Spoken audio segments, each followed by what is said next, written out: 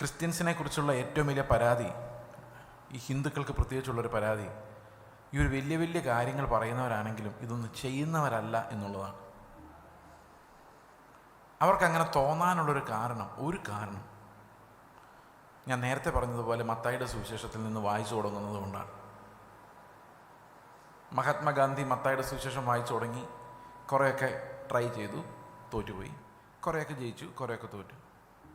അപ്പോൾ പുള്ളി നോക്കിയപ്പം ഒരു ക്രിസ്ത്യാനിയും ഇത് ചെയ്യുന്നതായിട്ട് കാണുന്നില്ല. അത് സത്യമാണ് താൻ. നമ്മൾ രാവിലെ കണ്ടതുപോലെ ഗിരിപ്രഭാഷണം എന്ന് പറയുന്നത് എന്ന് മാത്രമല്ല, യേശുക്രിസ്തുവിൻ്റെ ഒരു പഠിപ്പിക്കലും സ്വർഗത്തിലെ നീതി, സ്വർഗത്തിൻ്റെ റൈച്ചസ്നെസ്, ആ നീതി നമുക്ക് വെളിപ്പെടുമ്പോൾ നമ്മളെല്ലാം നിസ്സഹായരായി പോകും. മനുഷ്യരുടെ നീതി എന്ന് പറയുന്നത് നമുക്ക് എങ്ങനെയെങ്കിലുമൊക്കെ ട്രൈ ചെയ്യാം, നമുക്ക് പ്രവർത്തിച്ച് നോക്കാം, പ്രാർത്ഥിച്ച് നോക്കാം, ഉപവസിച്ച് നോക്കാം. പക്ഷെ ദൈവത്തിൻ്റെ നീതി എന്ന് പറഞ്ഞാൽ നമ്മൾ ട്രൈ ചെയ്താലോ പ്രവർത്തിച്ചാലോ കരഞ്ഞാലോ നിലവിളിച്ചാലോ ഒന്നും സാധിക്കില്ല. സാധിച്ചിട്ടില്ല ഇന്നേ വരെ. പിന്നെ നാളെ സാധിക്കും നമുക്കെങ്ങനെ പറയാൻ പറ്റും?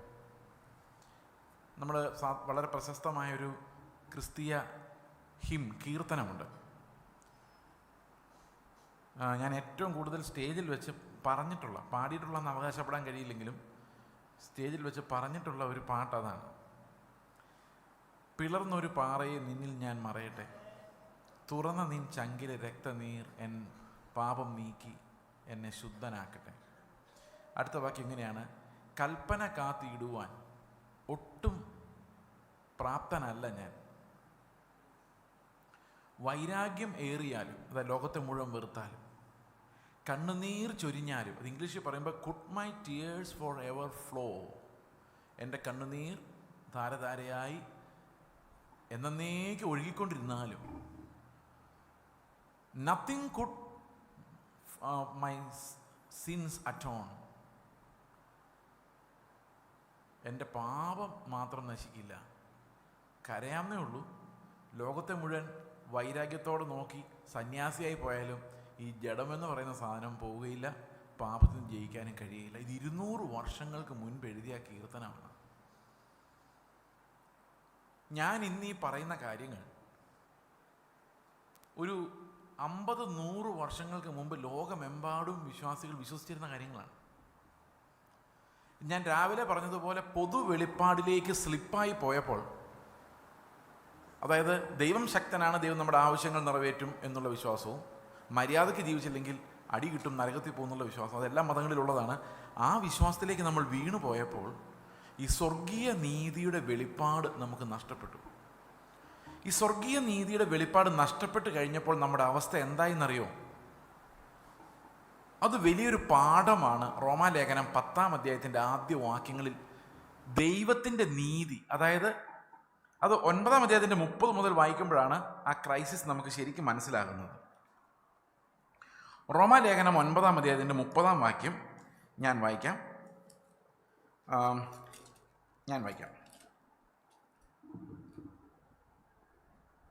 ആകയാൽ നാം എന്തു പറയേണ്ടു? നീതിയെ പിന്തുടരാത്ത ജാതികൾ നീതി പ്രാപിച്ചു, വിശ്വാസത്താലുള്ള നീതി തന്നെ. നീതിയുടെ പ്രമാണം പിന്തുടർന്ന ഇസ്രായേലോ ആ പ്രമാണത്തിങ്കിൽ എത്തിയില്ല. അതെന്തുകൊണ്ട്? വിശ്വാസത്താലല്ല, പ്രവൃത്തികളാൽ അന്വേഷിച്ചത് കൊണ്ട് അവർ ഇടർച്ച കല്ലിന്മേൽ തട്ടി ഇടറി. അപ്പോൾ നീതി അന്വേഷിച്ച 2 കൂട്ടർ, ഒന്ന് യഹൂദന്മാരും ഒന്ന് ജാതികളും. യഹൂദന്മാർ എങ്ങനെയാണ് അത് അന്വേഷിച്ചത്? പ്രവൃത്തികളാലാണ് അന്വേഷിച്ചത്. ജാതികൾ എങ്ങനെ അന്വേഷിച്ചത്?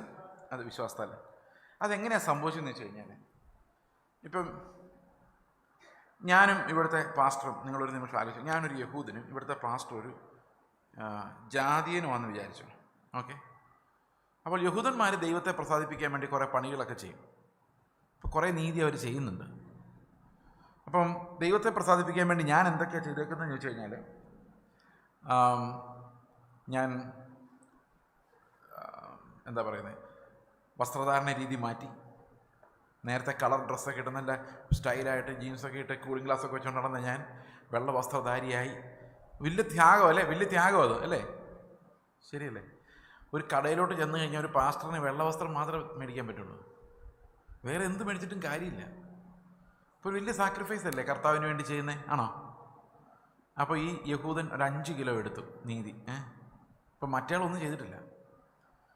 പിന്നെ നല്ലൊരു കപ്പട മീശ ഉണ്ടായിരുന്നു, അതൊക്കെ ഷേവ് ചെയ്ത് ക്ലീൻ ഷേവ് ഒക്കെ ചെയ്ത് ക്ലീനായി. അപ്പം നമ്മൾ സാക്രിഫൈസ് ചെയ്തുകൊണ്ടിരിക്കുക കർത്താവിന് വേണ്ടി അല്ലേ? അപ്പം എത്ര കിലോ ആയി? 10 കിലോ ആയി. പിന്നെ ഞായറാഴ്ച സിനിമ കണ്ടുകൊണ്ടിരുന്ന ഞാൻ ചർച്ചിൽ വരാൻ തുടങ്ങി, ഉപവാസ പ്രാർത്ഥനയ്ക്കൊക്കെ പങ്കെടുക്കാൻ തുടങ്ങി, ചർച്ചിന് പിരിവ് വരുമ്പം കൊടുക്കാൻ തുടങ്ങി. ഇതൊക്കെയാണല്ലോ മേജർ ആക്ടിവിറ്റീസ് എന്ന് പറയുന്നത്. അങ്ങനെ മുമ്പോട്ട് പോയിക്കൊണ്ടിരിക്കുമ്പോൾ ഞാനിങ്ങനെ എൻ്റെ വെയിറ്റ് കൂടിക്കൂടി വരുവാ. അപ്പം എൻ്റെ നീതി വർദ്ധിച്ചു വരുക അല്ലേ? ഇപ്പം എത്ര കിലോ ആയി? ഒരു 20 കിലോ ആയി. ആഭരണവും കൂടെ ഊരി, അപ്പോൾ ഒരു 40 കിലോ ആയി. ഇങ്ങനെ ഞാൻ ഭയങ്കര നീതിമാനായിട്ട് അതിൻ്റെ ചൂടിലിങ്ങനെ നിൽക്കുമ്പോഴാണ് ഈ ജാതീയനായ മനുഷ്യൻ കള്ളും കുടിച്ച്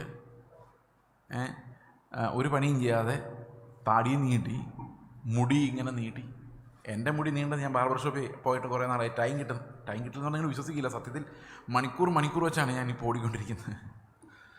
ഓക്കെ, അപ്പോൾ താടിയും നീട്ടി ഇങ്ങനെ നടക്കുക, ഒരു വിലയും കൊടുത്തിട്ടില്ല. അപ്പോൾ പുള്ളി എടുക്കുന്ന വെയിറ്റ് എത്രയാ? 0. അപ്പോൾ കർത്താവ് ഇങ്ങ് വന്നിട്ട് എന്ത് ചെയ്യുന്നറിയോ? ഈ സ്വർഗത്തിലെ നീതി വെളിപ്പെടുത്തി കഴിഞ്ഞപ്പം ഇത് ഞാൻ എടുക്കുന്ന 40 കിലോയിലും നടക്കുകയില്ല, അവൻ എടുക്കുന്ന 0 കിലോയിലും നടക്കുകയില്ല. കർത്താവ് ഇങ്ങ് കൊണ്ടുവന്ന് മുമ്പോട്ട് വെച്ച് 200 കിലോ റൈച്ചസ്നെസ്സാണ്. എക്സാമ്പിൾ ഉണ്ട്. അപ്പോൾ ഈ ദൈവത്തിൻ്റെ നീതി നമ്മൾ നോക്കിക്കഴിഞ്ഞപ്പം ഞാനിത് പ്രവർത്തിക്കാനാണ് നോക്കുന്നത്. ഏതാ? സ്നേഹം ഉണ്ടാക്കാൻ നോക്കുക, കമ്മിറ്റ്മെൻ്റ് ഉണ്ടാക്കാൻ നോക്കുക, ക്ഷമ ഉണ്ടാക്കാൻ നോക്കുക. പക്ഷെ ക്ഷമിച്ചായിട്ട് എനിക്ക് തോന്നുന്നുണ്ട്, സ്നേഹിക്കുന്നതായിട്ട് എനിക്ക് തോന്നുന്നുണ്ട്, അതെന്നെ സ്വയനീതിക്കാരനാക്കി മാറ്റുന്നതേ ഉള്ളൂ. അത് എൻ്റെ ഉള്ളിൽ ശരിക്കും സ്നേഹം വരുന്നില്ല. എന്നാൽ ഈ നിങ്ങൾ വിചാരിച്ച ഈ ചർച്ചിന് ഒരൊറ്റ ഡോർ മാത്രമേ ഉള്ളൂ. ആ ഒറ്റ ഡോറിൽ 200 കിലോ വെയിറ്റിങ്ങിന് ഇരിക്കുകയാണ്. ആ വെയിറ്റ് എടുത്ത് മാറ്റിയാൽ മാത്രമേ നമുക്ക് പോകാൻ പറ്റുള്ളൂ. ഒരാൾക്ക് നിൽക്കാനുള്ള പ്ലേസേ അവിടെ ഉള്ളൂ. നിങ്ങൾ അങ്ങനൊരു സാഹചര്യത്തിൽ നിങ്ങളാണ് ഇവിടുത്തെ ഏറ്റവും വലിയ വെയിറ്റ് ലിഫ്റ്റർ എങ്കിൽ നിങ്ങൾ എന്ത് ചെയ്യും? ചുറ്റുമുള്ളവരൊന്നും നോക്കില്ല, കാരണം നിനക്കറിയാം നീയാണ് ഏറ്റവും മിടുക്കെന്ന്. നിങ്ങൾ പോയി അത് മാക്സിമം അനക്കാൻ ശ്രമിക്കും. അതിനർത്ഥം എന്താ? നിങ്ങൾ അനക്കാൻ ശ്രമിച്ചില്ലെങ്കിൽ, ശ്രമിച്ചിട്ട് നടന്നില്ലെങ്കിൽ, അതാര് ശ്രമിച്ചാലും നടക്കൂല. അപ്പം പരീശന്മാർ വിചാരിച്ചിട്ട് ദൈവത്തിൻ്റെ നീതിയെ തൃപ്തിപ്പെടുത്താൻ പറ്റിയില്ലെങ്കിൽ പെന്തക്കോസ്തുകാർ വിചാരിച്ചാലും നടക്കുകയില്ല. പരീശന്മാർ വിചാരിച്ചിട്ടും, അതായത് അത്രയും കഠിനാധ്വാനം ചെയ്ത് ദൈവത്തെ പ്രസാദിപ്പിക്കാൻ നടന്നവർ വിചാരിച്ചിട്ട് നടക്കാത്ത കാര്യം നമ്മൾ വിചാരിച്ചാൽ നടക്കുമെന്ന് വിചാരിക്കുന്നുണ്ടോ? അപ്പോഴാണ് ഈ ജാതീയനായ ആൾ അവിടെ ബാക്കിൽ നിന്നിട്ട് അവന് മനസ്സിലായി ഇതാരെടുത്താലും പൊങ്ങൂല. നെഞ്ചിനിട്ടൊരു അടി അടിച്ചിട്ട് പറയും, കർത്താവേ എന്നെ രക്ഷിക്കണേ. അപ്പോൾ 200 കിലോ പൊക്കി ആകെ ഒരാൾ മാത്രമേ ഉള്ളൂ. അതാരാ? യേശുക്രിസ്തുവാ. അപ്പോൾ ഈ ഇതുവരെ നീതി ചെയ്ത് പരിചയമില്ലാത്ത ജാതികളെല്ലാവരോടും എന്ത് ചെയ്തു? ഈ വലിയ നീതി കണ്ടപ്പം നിലവിളിച്ചു, കർത്താവിനെ നോക്കി അവർ രക്ഷപ്പെട്ടു. യേശുക്രിസ്തു എന്ന പകരക്കാരൻ നമുക്ക് വേണ്ടി വന്ന് ആ വലിയ കല്ലെടുത്ത് മാറ്റി നമ്മളെ നീതിമാന്മാരാക്കി. എന്നാൽ സ്വയനീതിയിൽ ഇത് ചെയ്തുകൊണ്ടിരുന്നവർ വിചാരിച്ചു, കർത്താവ് ഞങ്ങളിൽ പ്രസാദിച്ചില്ലെങ്കിൽ ആരിലും പ്രസാദിക്കില്ല എന്ന് വിചാരിച്ചിരുന്ന് ഞങ്ങളിൽ പ്രസാദിക്കുന്ന ദൈവം ആരിലും പ്രസാദിക്കണ്ട എന്ന് വിചാരിച്ചവർ കഠിന ഹൃദയരായി അവരുടെ നീതിയെ തന്നെ മറിച്ചു കളഞ്ഞ കർത്താവിനെ അവർ ക്രൂശിന് ഏൽപ്പിച്ചു കൊടുത്തു. നമ്മൾ ശരിക്കും ക്രൂശിന് ഏൽപ്പിച്ചു കൊടുക്കുന്നില്ലെങ്കിൽ നമ്മൾ ചെയ്തെന്താണെന്ന് വെച്ച് കഴിഞ്ഞാൽ ഈ ക്രിസ്തുവിൻ്റെ നീതിയെ അതുപോലെ സൂത്രത്തിൽ ഒഴിവാക്കി നമ്മൾ നമ്മുടെ നീതിയെ സ്ഥാപിച്ചിട്ട് നമ്മൾ നീതിമാന്മാരാണെന്ന് വരുത്തി തീർത്തു. നിങ്ങൾ സ്വസ്ഥമായിട്ടിരുന്ന് ആലോചിച്ച് നോക്കി, ഇന്ന് വൈകിട്ട് വീട്ടിൽ പോയിട്ട് ശരിയാണോ എന്ന്. അപ്പം നമുക്ക് തോന്നുക നമ്മൾ നീതിമാന്മാരാണെന്ന്. എന്തുകൊണ്ടാണ് തോന്നുന്നല്ലേ? ഈ 40 കിലോ വെയിറ്റ് എടുത്ത് പിടിച്ചേക്കുന്നോണ്ടാ.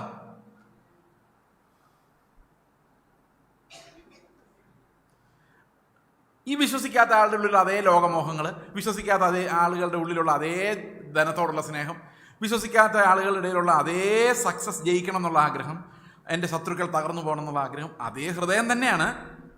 പക്ഷെ എന്തൊക്കെയോ ചെയ്യുന്നുണ്ട് എന്നുള്ളത് കൊണ്ട്, ഈ 40 കിലോ വെയിറ്റ് എടുത്തത് കൊണ്ട് ഞാൻ നീതിമാനെന്നും അവൻ പാപിയെന്നും ഞാൻ വിചാരിച്ചിരിക്കുന്നു.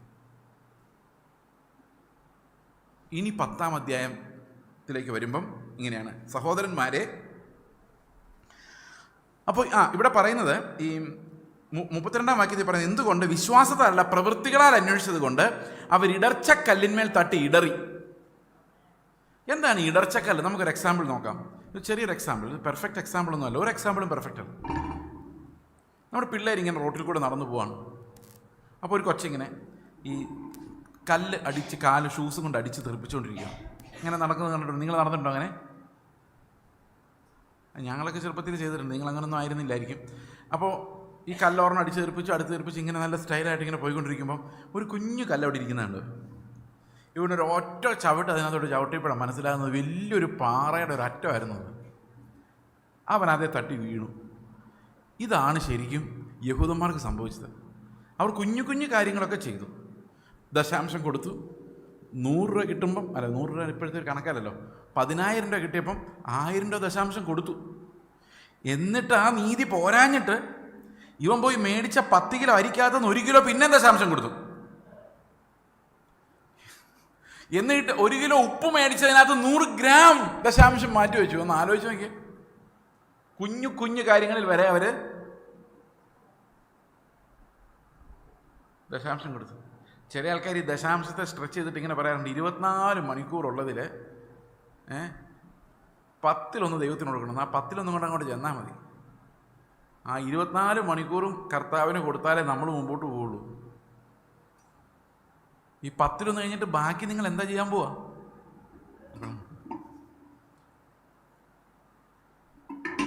അപ്പം മനുഷ്യർ അവരുടെ 10% കൊണ്ടും 20% കൊണ്ടും 5% കൊണ്ടും തൻ്റെ സ്വന്തം ജീവനെയും പ്രാണനെയും വരെ തന്ന കർത്താവിനെ പ്രസാദിപ്പിക്കാൻ നടക്കുമ്പോൾ ഇവർ 40 കിലോ തൂക്കം എടുത്തുകൊണ്ട് ഞങ്ങൾ നീതിമാന്മാരാണെന്ന് പറയുന്ന ശുംഭന്മാരായി നമ്മൾ മാറിക്കൊണ്ടിരിക്കുന്നു ഇതാണ് സത്യം. നാട്ടുകാർ നമ്മളെ കണ്ട് ചിരിച്ചുകൊണ്ടിരിക്കാൻ കാരണം എന്താണെന്ന് വെച്ച് കഴിഞ്ഞാൽ അവരും നമ്മളും തമ്മിൽ വ്യത്യാസം ഇല്ലാതിരിക്കെ തന്നെ നമ്മൾ വ്യത്യാസമുള്ളവരായി അഭിനയിക്കുന്നത് കൊണ്ടാണ്. കേൾപ്പാൻ ചെവിയുള്ളവൻ, കേൾപ്പാൻ ചെവിയുള്ളവർ മാത്രം കേട്ടാൽ മതി. ഇനി 10-ാമത്തെ വാക്യം, 10-ാമത്തെ അധ്യായം. സഹോദരന്മാരെ, അവർ രക്ഷിക്കപ്പെടണം. അതായത് ഈ 40 കിലോ തൂക്കിക്കൊണ്ട് നടക്കുന്നവൻ രക്ഷിക്കപ്പെടണമെന്ന് തന്നെ എൻ്റെ ഹൃദയവാഞ്ചയും അവർക്ക് വേണ്ടി ദൈവത്തോടുള്ള എൻ്റെ യാചനയുമാകുന്നു. നമ്മൾ 40 കിലോ എന്ന് വിചാരിച്ചുകൊണ്ടൊന്നും അല്ല കേട്ടോ അത് തൂക്കി പിടിച്ചേക്കുന്നത്. ചില ആൾക്കാർ പറഞ്ഞു, ഞാൻ കർത്താവ് പറയുന്നത് എല്ലാം അനുസരിച്ചിട്ടുണ്ട് ബ്രദറെ എന്ന് പറയുന്ന ആൾക്കാർ ഞാൻ കേട്ടിട്ടുണ്ട്. നിങ്ങൾ കണ്ടിട്ടുണ്ടോ? കർത്താവ് എന്താ പറഞ്ഞാൽ അവരോടെന്നുള്ളതാണ് പ്രശ്നം. കർത്താവ് അവരോട് പറഞ്ഞത് നീ കൊല്ലത്തേക്ക് പോ, തിരുവനന്തപുരത്തേക്ക്, അതൊക്കെ ആർക്ക് വേണമെങ്കിലും ചെയ്യാം. അതൊന്നും നീതിയെ ബാധിക്കുന്ന കാര്യമല്ല.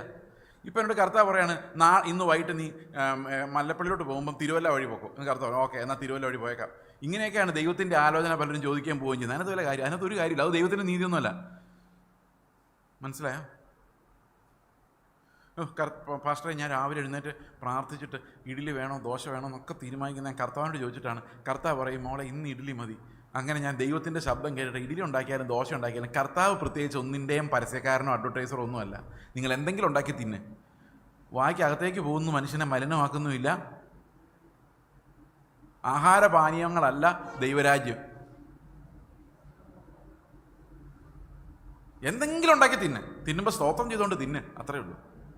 ഇത്തിരി പുളിച്ചു പോയി കാണും, ഇത്തിരി ശരിയായി കാണുകയില്ല, ഇത്തിരി അടിയിൽ പിടിച്ച് കാണും. അങ്ങ് സ്തോത്രം ചെയ്ത് കഴിക്കുന്നതാണ് ഡിസൈപ്പിൾഷിപ്പ് എന്ന് പറയുന്നത്. അല്ലാതെ ഇതുണ്ടാക്കിയോ അതുണ്ടാക്കിയോ എന്നുള്ളതല്ല.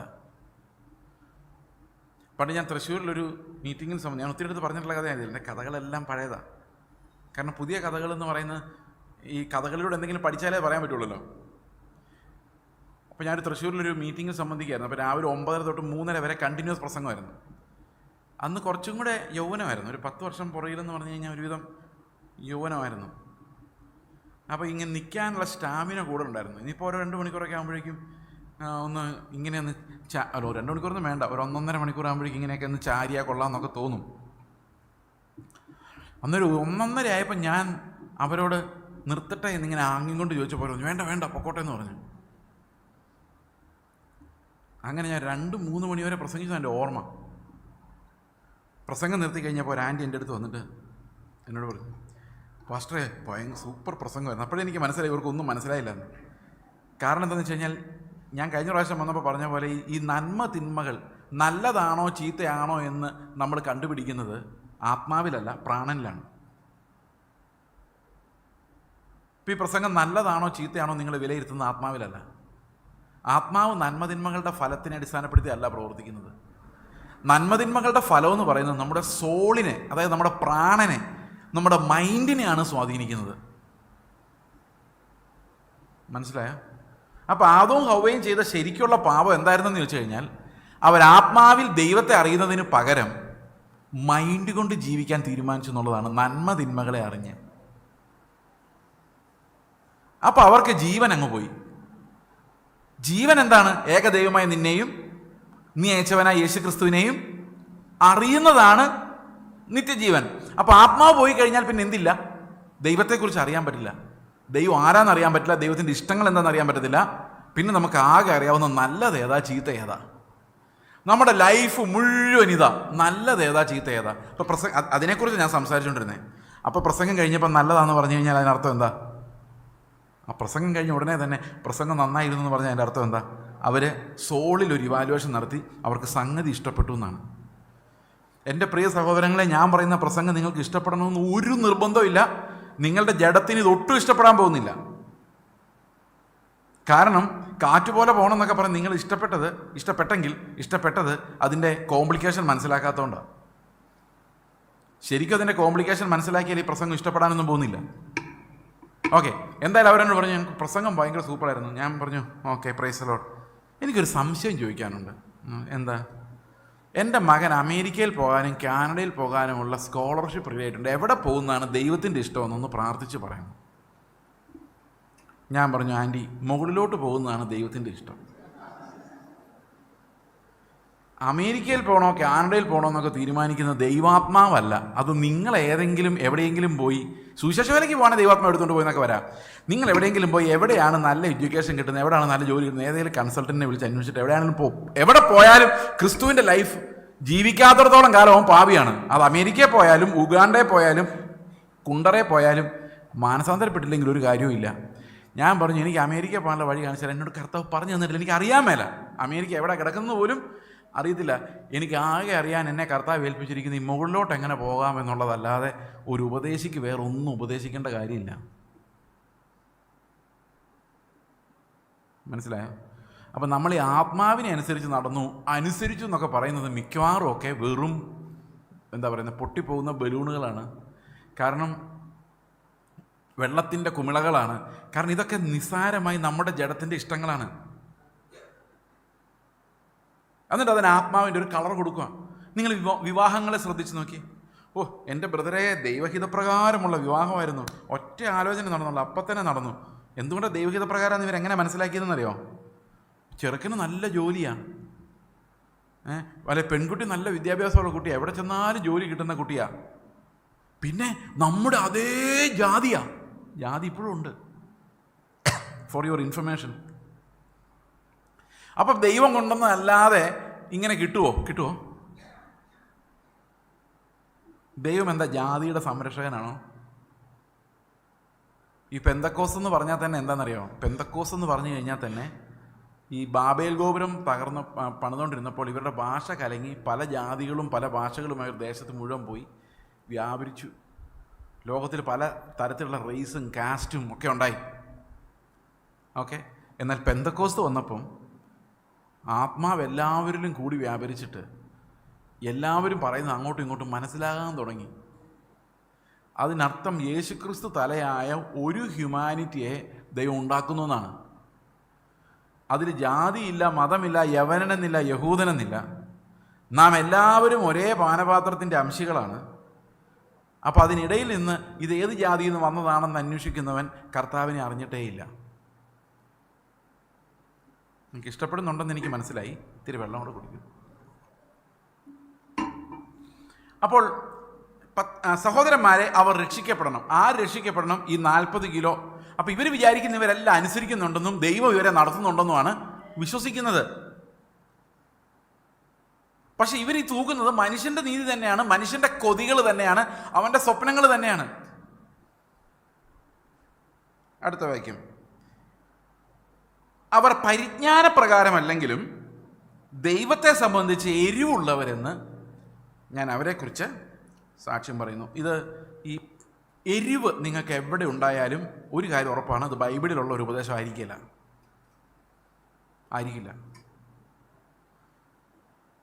നിങ്ങൾ എന്തെങ്കിലും ഒരു കാര്യത്തിൽ വിശ്വാസത്തിൽ ഒന്ന് എരിവ് കാണിച്ച്, ബൈബിളിലുള്ള കാര്യമായിരിക്കില്ല, ഷുവർ.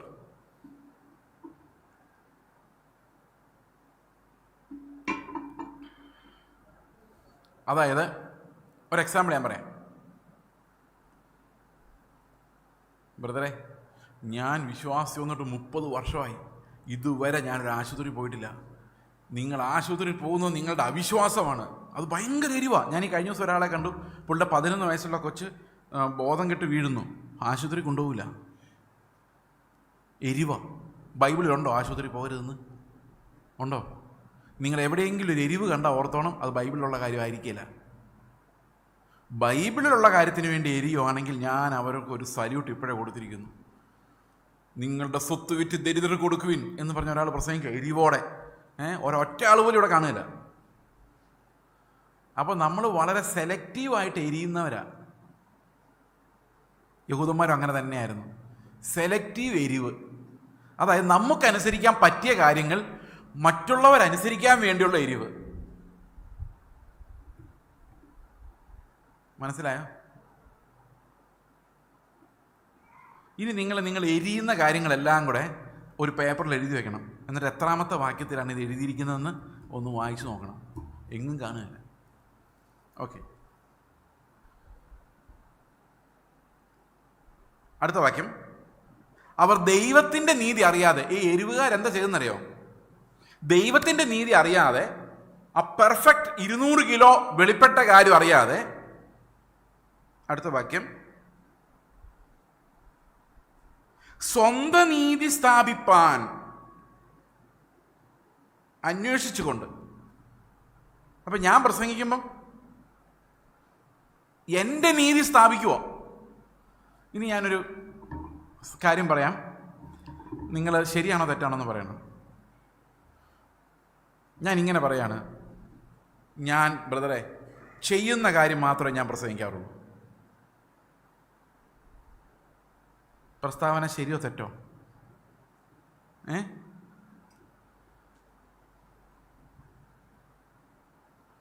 അല്ലാതെ പറയുന്നതൊന്നും ചെയ്യുന്നതൊന്നും അങ്ങനെ എന്നെക്കൊണ്ട് പറ്റത്തില്ല. ഞാൻ പ്രസംഗിച്ചാൽ ചെയ്യുന്ന കാര്യം മാത്രമേ പ്രസംഗിക്കുള്ളൂ. കേട്ടിട്ടുണ്ടോ? ഞാൻ അങ്ങനല്ല. ഞാൻ ഈ പറയുന്ന ഒരു കാര്യവും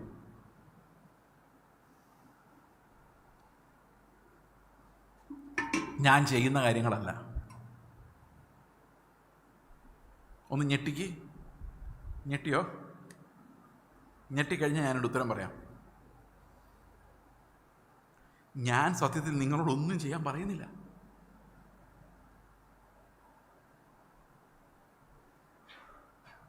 നിങ്ങൾ എൻ്റെ പ്രസംഗം വീണ്ടും വീണ്ടും എവിടെയെങ്കിലും യൂട്യൂബിൽ കേട്ട് നോക്ക്. ഒരിടത്തും നിങ്ങൾ എന്തെങ്കിലും ചെയ്യണമെന്ന് ഞാൻ പറയുന്നില്ല. തലമുടി വെട്ടണമെന്നോ മുടങ്ങാതെ പ്രാർത്ഥിക്കണമെന്നോ, ഇതൊക്കെ ചെയ്യണം. പക്ഷെ ഇതൊന്നും ഞാൻ പറയാറില്ല.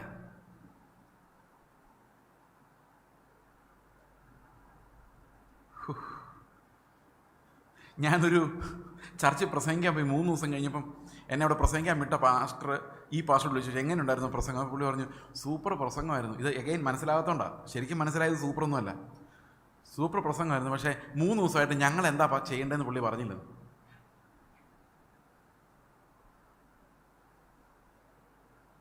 പക്ഷെ ഞങ്ങളുടെ കൂട്ടായ്മയിൽ ഈ ഞാൻ പറയാതെ അനുസരിക്കുന്ന, എന്നേക്കാൾ അനുസരിക്കുന്ന ഒത്തിരി പേരുണ്ട്. കാരണം നമ്മുടെ അനുസരണം വരുന്നത് ദൈവം നമുക്ക് തന്ന പുതിയ സ്വഭാവത്തിൽ നിന്നാണ്. എത്രയൊക്കെ മനസ്സിലായി ഞാൻ പറഞ്ഞത്? ഒരു കൽപ്പനയിൽ ഇങ്ങനെ എഴുതി വെച്ചിട്ടുണ്ട്. മോഷ്ടിക്കരുതെന്നുള്ളൊരു പ്രമാണം ഉള്ളതുകൊണ്ടല്ല ഞാൻ മോഷ്ടിക്കാത്തത്. മോഷ്ടിക്കരുതെന്ന് ഇന്നലെ പാസ്റ്റർ പറഞ്ഞ കേട്ടില്ലേ? എങ്ങനെ മോഷ്ടിക്കും? മോഷ്ടിക്കുന്നില്ല. ഇങ്ങനെയല്ല ഞാൻ മോഷ്ടിക്കാതിരിക്കുന്നത്. എന്തുകൊണ്ടാണ് മോഷ്ടിക്കാതിരിക്കുന്നത്? എൻ്റെ ഉള്ളിൽ വസിക്കുന്ന ക്രിസ്തു ആയതുകൊണ്ടാണ്. ആ കൽപ്പന അവിടെ ഉള്ളതുകൊണ്ടല്ല, കർത്താവ് എൻ്റെ ഉള്ളിലുള്ളതുകൊണ്ടാണ്. ജീവൻ്റെ ആത്മാവിൻ്റെ പ്രമാണം. എൻ്റെ ഉള്ളിലേക്ക് ക്രിസ്തുവിൻ്റെ ജീവൻ വരുമ്പോൾ അതെനിക്ക് ജീവൻ്റെ ആത്മാവിൻ്റെ പ്രമാണമാണ്. എൻ്റെ ഹൃദയങ്ങളിൽ ആ പ്രമാണം ദൈവം എഴുതുന്നതിനെയാണ് ഈ പുതിയ നിയമം എന്ന് പറയുന്നത്. ഇനി ഞാൻ ചെയ്യുന്ന കാര്യങ്ങളല്ല ഞാൻ പ്രസംഗിക്കുന്നു പറയാനുള്ള കാരണം എന്താണെന്നറിയോ? ഞാൻ കഴിഞ്ഞ പ്രാവശ്യം ഇവിടെ വന്നപ്പം നിങ്ങളോട്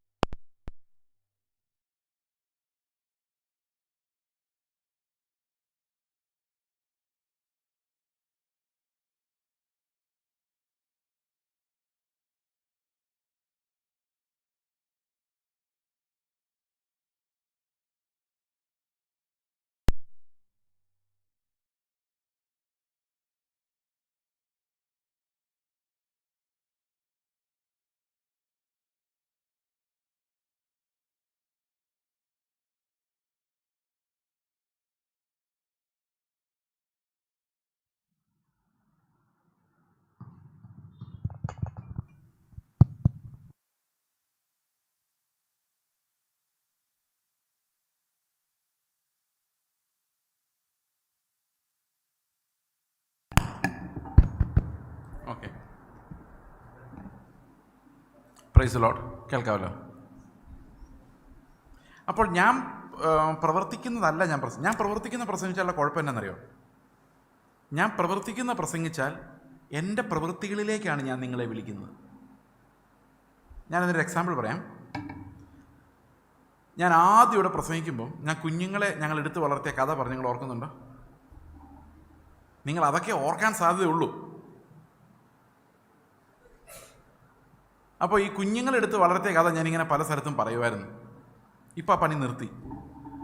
അങ്ങനെ നിർത്താനുള്ള കാരണം എന്താണെന്ന് ചോദിച്ചു കഴിഞ്ഞാൽ, എൻ്റെ പ്രവൃത്തികളിലേക്ക് ആൾക്കാരെ വിളിക്കുന്നവർ എനിക്ക് തോന്നി. എൻ്റെ പ്രവൃത്തികളിലേക്ക് ആളുകളെ വിളിച്ചാൽ എന്ത് സംഭവിക്കും? ഞാൻ ചെയ്ത പ്രവൃത്തികൾ നിങ്ങളോട് പറഞ്ഞാൽ എന്ത് സംഭവിക്കും? നിങ്ങൾ വിചാരിക്കും ഇങ്ങനെയാണ് നീതിമാനാകേണ്ടത്. മനസ്സിലായോ? അപകടം മനസ്സിലായോ?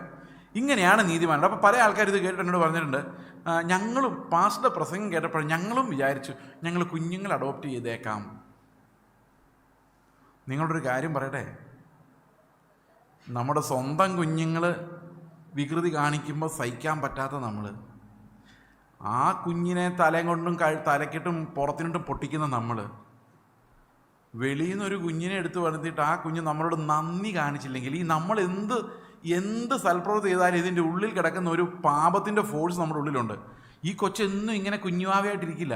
കുറേ കഴിയുമ്പോൾ തറുതല പറയും, അവൻ്റെ ഇഷ്ടങ്ങൾ പ്രകടിപ്പിക്കും. അല്ലേ? എല്ലാ പിള്ളേരും അങ്ങനെയല്ലേ? അപ്പോൾ ഈ എടുത്തു വളർത്തിയ കുഞ്ഞെന്ന് പറഞ്ഞു കഴിഞ്ഞാൽ അത് വലിയൊരു യുദ്ധമാണ്. ആ കുഞ്ഞുങ്ങളുടെ ഉള്ളിൽ സ്നേഹം ഉണ്ടാകുമെന്ന് പറയുന്നത് നടപ്പാകുന്നുണ്ട്. ഈ പ്രവൃത്തികളിലേക്ക് നിങ്ങൾ ആകർഷിക്കപ്പെട്ട എന്ത് സംഭവിക്കും? നിങ്ങളെ ദൈവം അത് ഏൽപ്പിച്ചിട്ടില്ല എങ്കിൽ അത് ഭയങ്കര പാപത്തിന് കാരണമാകും. അപ്പം ഞാൻ എൻ്റെ പ്രവൃത്തികൾ നിങ്ങളുടെ മുമ്പിൽ വെച്ചാൽ എന്താ കുഴപ്പം? എൻ്റെ കുഴപ്പം എന്താണെന്ന് വെച്ച് കഴിഞ്ഞാൽ, നിങ്ങൾ എൻ്റെ പ്രവൃത്തികളിലേക്ക് ഞാൻ നിങ്ങളെ വിളിക്കുകയായിരിക്കും. നിങ്ങളെ ക്രിസ്തുവിൻ്റെ പ്രവൃത്തികളിലേക്കല്ല, ഒരു മനുഷ്യൻ്റെ പ്രവൃത്തികളിലേക്ക് നിങ്ങളെ കൊണ്ട് ചെല്ലുക എന്ന അധർമ്മമായിരിക്കും ഞാൻ പ്രവർത്തിക്കുന്നത്. കാരണം ആ കുഞ്ഞുങ്ങളോടുള്ള എൻ്റെ സ്നേഹമോ, എൻ്റെ ഭാര്യയോടുള്ള എൻ്റെ സ്നേഹമോ, എൻ്റെ രക്തത്തിൽ പിറന്ന മകനോടുള്ള എൻ്റെ സ്നേഹമോ, നിങ്ങളോടുള്ള എൻ്റെ സ്നേഹമോ, ഒരു സ്നേഹവും പെർഫെക്റ്റ് അല്ല, ദൈവത്തിന് മുൻപിൽ എക്സാമ്പിളും അല്ല. അപ്പൊ പിന്നെ എന്താണ് ഈ പ്രസംഗിക്കുന്നത്? എന്താണ് പ്രസംഗിക്കുന്നുള്ളതാണ് ദൈവത്തിൻ്റെ നീതി. അത് മനുഷ്യരുടെ നീതിയല്ല, നമ്മളെടുക്കുന്ന 30-40 കിലോ വെയിറ്റ് അല്ലാതെ അത് ക്രിസ്തു ജീവിച്ച ജീവിതമാണ് നമ്മുടെ പ്രസംഗം. ഇതെങ്ങനെയാണ് പ്രസംഗിക്കേണ്ടത്? ഞാൻ പറയുന്നത് നിങ്ങൾക്ക് മനസ്സിലായോ? ഓക്കെ, ഫിലിപ്പിയ ലേഖനം 3-ാം അധ്യായത്തിലേക്ക് വരുമ്പോൾ 3-ാം അധ്യായത്തിൻ്റെ 6-ാം വാക്യമാണ് പൗലോസ് കഷ്ടപ്പെട്ട് ഉണ്ടാക്കിയ നീതി. ഫിലിപ്പിയർ 3:6 എന്താ പറയുന്നത്? ശുഷ്കാന്തി സംബന്ധിച്ച് സഭയെ ഉപദ്രവിച്ചവൻ ന്യായപ്രമാണത്തിലെ നീതി സംബന്ധിച്ച് അനിന്ദ്യൻ, blameless, perfect as to the righteousness of the law. ന്യായപ്രമാണം സംബന്ധിച്ചല്ല, ന്യായപ്രമാണത്തിൽ അടങ്ങിയിരിക്കുന്ന നീതി സംബന്ധിച്ച് ബ്ലെയിംലെസ് എന്നാണ് പൗലോസ് അവകാശപ്പെടുന്നത്. അപ്പൊ ന്യായമായിട്ടും പൗലോസിന് എന്ത് പറഞ്ഞാൽ മതി? വാ പിള്ളേരെ, എന്നെ നോക്ക്, ഞാൻ ജീവിച്ചത് മാത്രമേ പ്രസംഗിക്കുന്നുള്ളൂ എന്നല്ലേ പറയേണ്ടത്? പക്ഷെ പൗലോസ് അങ്ങനല്ല പറഞ്ഞത്. 9-ാം വാക്യം വായിച്ചു നോക്കി. ഞാൻ ക്രിസ്തുവിനെ നേടേണ്ടതിനും ന്യായപ്രമാണത്തിൽ നിന്നുള്ള എൻ്റെ സ്വന്തം നീതി അല്ല. അപ്പൊ ഞാൻ ഉണ്ടാക്കിയെടുത്ത നീതി അല്ല, എൻ്റെ പ്രവൃത്തികളാൽ വന്ന നീതി അല്ല. പിന്നെ എങ്ങനെ വരുന്ന നീതിയാണ്? വായിച്ചോ. ക്രിസ്തുവിലുള്ള വിശ്വാസത്താൽ ദൈവം വിശ്വസിക്കുന്നവർക്ക് നൽകുന്ന നീതി തന്നെ ലഭിച്ച് അവനിലിരിക്കേണ്ടതിനും. എന്നിട്ട് അതിന് താഴെ പറയുന്നത് എന്നാന്നറിയോ? പിടിച്ചു എന്ന് ഞാൻ നിരൂപിക്കുന്നില്ല, കിട്ടാമോ എന്ന് വിചാരിച്ച് ഓടിക്കൊണ്ടിരിക്കുന്നതേ ഉള്ളൂ. അപ്പൊ ദൈവത്തിന്റെ നീതിയിലേക്കുള്ള നമ്മുടെ ഓട്ടം ഇങ്ങനെ തുടരുന്നതേ ഉള്ളൂ. അപ്പൊ ഞാൻ നിങ്ങളോട് പ്രസംഗിക്കേണ്ടത് ആരുടെ നീതി ആയിരിക്കണം? ഞാൻ അനുസരിച്ചത് പ്രസംഗിച്ചാൽ മതിയോ? ഞാൻ ന്യായപ്രമാണം എല്ലാം പുലർത്തിയിട്ട് ആ ന്യായപ്രമാണം നിങ്ങൾ അനുസരിച്ചാൽ മതിയോ? പോരാ. അത് പോരാ എന്ന് മാത്രമല്ല, ഈ 6-ാം വാക്യത്തിൽ നിന്ന് 9-ാം വാക്യത്തിലേക്ക് എങ്ങനെ പൗലോസ് ചെന്നതെന്ന് നോക്കി. 6-ാം വാക്യത്തിൽ പറയാണ് ന്യായപ്രമാണത്തിലെ നീതി സംബന്ധിച്ച് അനിന്ദ്യൻ. 7-ഉം 8-ഉം വാക്യങ്ങളിൽ പറയുന്നത് എന്താണെന്നറിയോ? എനിക്ക് ലാഭമായിരുന്നതൊക്കെയും ഞാൻ ക്രിസ്തു നിമിത്തം ഛേദമെന്നെണ്ണിയിരിക്കുന്നു. അതായത് അനുസരിച്ചതും ന്യായപ്രമാണം അനുസരിച്ച് പെർഫെക്റ്റ് ആയതും ഇബ്രായരിൽ ജനിച്ച എബ്രായനായിരുന്നതും 8-ാം നാളിൽ പരിച്ഛേദനയേറ്റു, ഇങ്ങനെയുള്ള അസറ്റുകളെല്ലാം ഞാൻ ഇപ്പോൾ കാൽക്കുലേറ്റ് ചെയ്യുമ്പോൾ ഇതെല്ലാം എനിക്ക് ഭയങ്കര ലോസ് ആയിരുന്നു എന്ന് പൗലോസ് പറയുക. എന്നിട്ട് പറയാണ്, പൗലോസ് എന്താ പറഞ്ഞത്? അവൻ പ്രവർത്തിച്ച നീതിയെ തള്ളിക്കളഞ്ഞിട്ട് പറയുകയാണ്, എനിക്ക് എൻ്റെ നീതി പോരാ, ഞാൻ സമ്പാദിക്കുന്ന എൻ്റെ ജഡത്തിൽ എനിക്ക് സാധിക്കുന്നത് പോരാ, വിശ്വസിക്കുന്നവർക്ക് ദൈവം നൽകുന്ന ഉന്നതമായ ക്രിസ്തുവിന്റെ നീതി എനിക്ക് ലഭിക്കണം. അതിനുവേണ്ടി ഞാൻ എന്ത് ചെയ്യുവാണ്? അവന്റെ മരണത്തോടും പുനരുത്ഥാനത്തോടും അനുരൂപപ്പെട്ട് അവന്റെ കഷ്ടാനുഭവങ്ങളുടെ കൂട്ടായ്മയിൽ പങ്കാളിയായി ഞാൻ ആ നീതിയിലേക്ക് ഓടിക്കൊണ്ടിരിക്കുകയാണ്. എങ്ങനെയെങ്കിലും അത് ലഭിക്കാൻ വേണ്ടി ഉത്സാഹിച്ച് ഓടിക്കൊണ്ടിരിക്കുക എന്ന് പറയുന്നത്. അപ്പൊ നമ്മൾ എന്താ പ്രസംഗിക്കേണ്ടത്? എൻ്റെ നീതിയല്ല, ഞാൻ ചെയ്യുന്ന കാര്യങ്ങളിലേക്കല്ല ഞാൻ നിങ്ങളെ വിളിക്കേണ്ടത്. ഞാനും നിങ്ങളും ഓടുന്ന ലക്ഷ്യമായ യേശുക്രിസ്തുവിന്റെ നീതിയിലേക്കാണ് നിങ്ങളെ പ്രബോധിപ്പിക്കേണ്ടത്. മനസ്സിലായോ? അപ്പൊ നമ്മളെല്ലാം ഈ ഓട്ടത്തിന്റെ പല സ്റ്റേജിലുള്ളവരാണ്. ഞാൻ നിങ്ങളോട് സംസാരിക്കാനുള്ള കാരണം ഞാൻ നിങ്ങളെക്കാൾ നീതിമാനായതുകൊണ്ടല്ല. ഇവിടെ ഇരിക്കുന്ന പലരും എന്നേക്കാൾ വിശുദ്ധരും നീതിമാന്മാരും ആയിരിക്കാം, എനിക്കറിയില്ല. ദൈവമാണ് ആത്മാക്കളെ വിവേചിക്കുന്നതും വിധിക്കുന്നതും.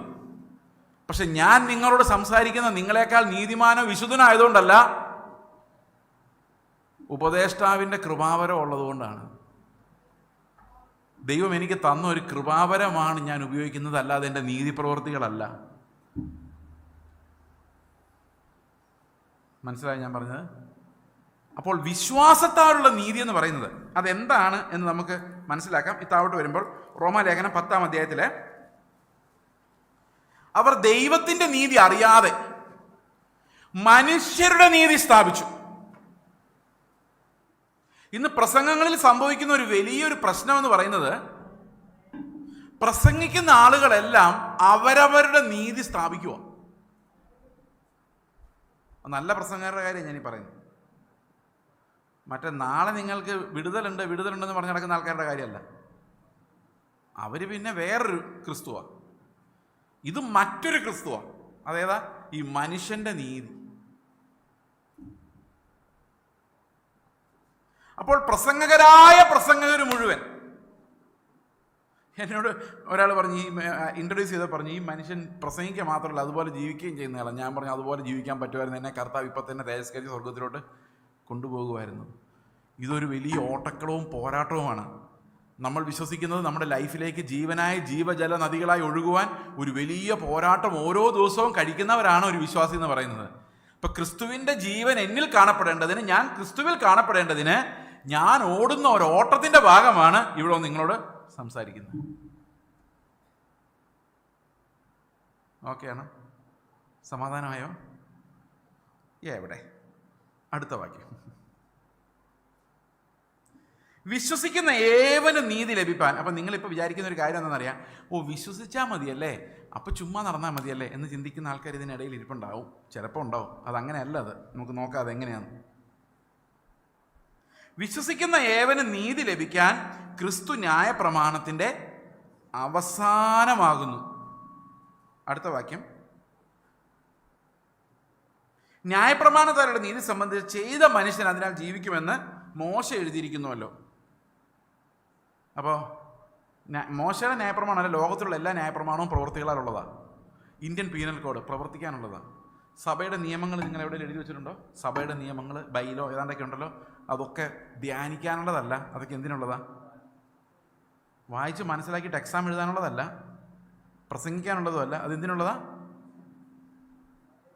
പ്രവർത്തിക്കാനുള്ളതല്ലേ? അതുപോലും അല്ലേ? അങ്ങനെയല്ലേ? നമ്മുടെ ഒരു സഭയുടെ ഒരു ബൈലോ എഴുതി വെച്ചാൽ അല്ലേ, ഇൻസ്ട്രക്ഷൻസ് എഴുതി വെച്ചാൽ പ്രവർത്തിക്കാനുള്ളതല്ലേ? നിങ്ങൾ ഓർക്കുന്നില്ലേ ഈ കോവിഡ് കാലത്ത് മാസ്ക് ഇല്ലാത്തവനകത്ത് പ്രവേശിക്കരുത്, സാനിറ്റൈസേഷൻ, കൈ കഴുകണം, ഓർമ്മയുണ്ടോ? അതെന്തിനുണ്ടോ? വിശ്വസിക്കാൻ വേണ്ടിയുള്ളതാണോ ചെയ്യാൻ വേണ്ടിയുള്ളതാണോ? നിങ്ങൾ അവിടെ ഇരുന്നുകൊണ്ട് സാനിറ്റൈസർ വേണമെന്നും മാസ്ക് വേണമെന്നും ഞാൻ വിശ്വസിക്കുന്നു, അകത്ത് കയറിക്കോട്ടെ എന്ന് പറഞ്ഞാൽ ആർക്കെങ്കിലും കയറ്റിവിടുമോ? പ്രവർത്തിക്കാനുള്ളതല്ലേ? ഇപ്പം മോശയുടെ നിയമങ്ങളെല്ലാം എന്തിനു വേണ്ടിയുള്ളതായിരുന്നു? പ്രവർത്തിക്കാൻ വേണ്ടിയുള്ളതായിരുന്നു. മോശയുടെ നിയമം എന്നല്ല, നിങ്ങളൊരു സ്കൂളിൽ പോയാൽ അവിടെ പ്രിൻസിപ്പൾ നിങ്ങളോട് പറയുന്ന ഇൻസ്ട്രക്ഷൻസ് വരെ പ്രവർത്തിക്കാനുള്ളതാണ്. ലോകത്തിൽ ഏത് നിയമങ്ങൾ നോക്കിയാലും അതെല്ലാം പ്രവർത്തിക്കാനുള്ളതാണ്. ലോകത്തിലൊരു നിയമവും പ്രവർത്തിക്കാൻ വേണ്ടി അല്ലാതെ ഉണ്ടാകുന്നില്ല.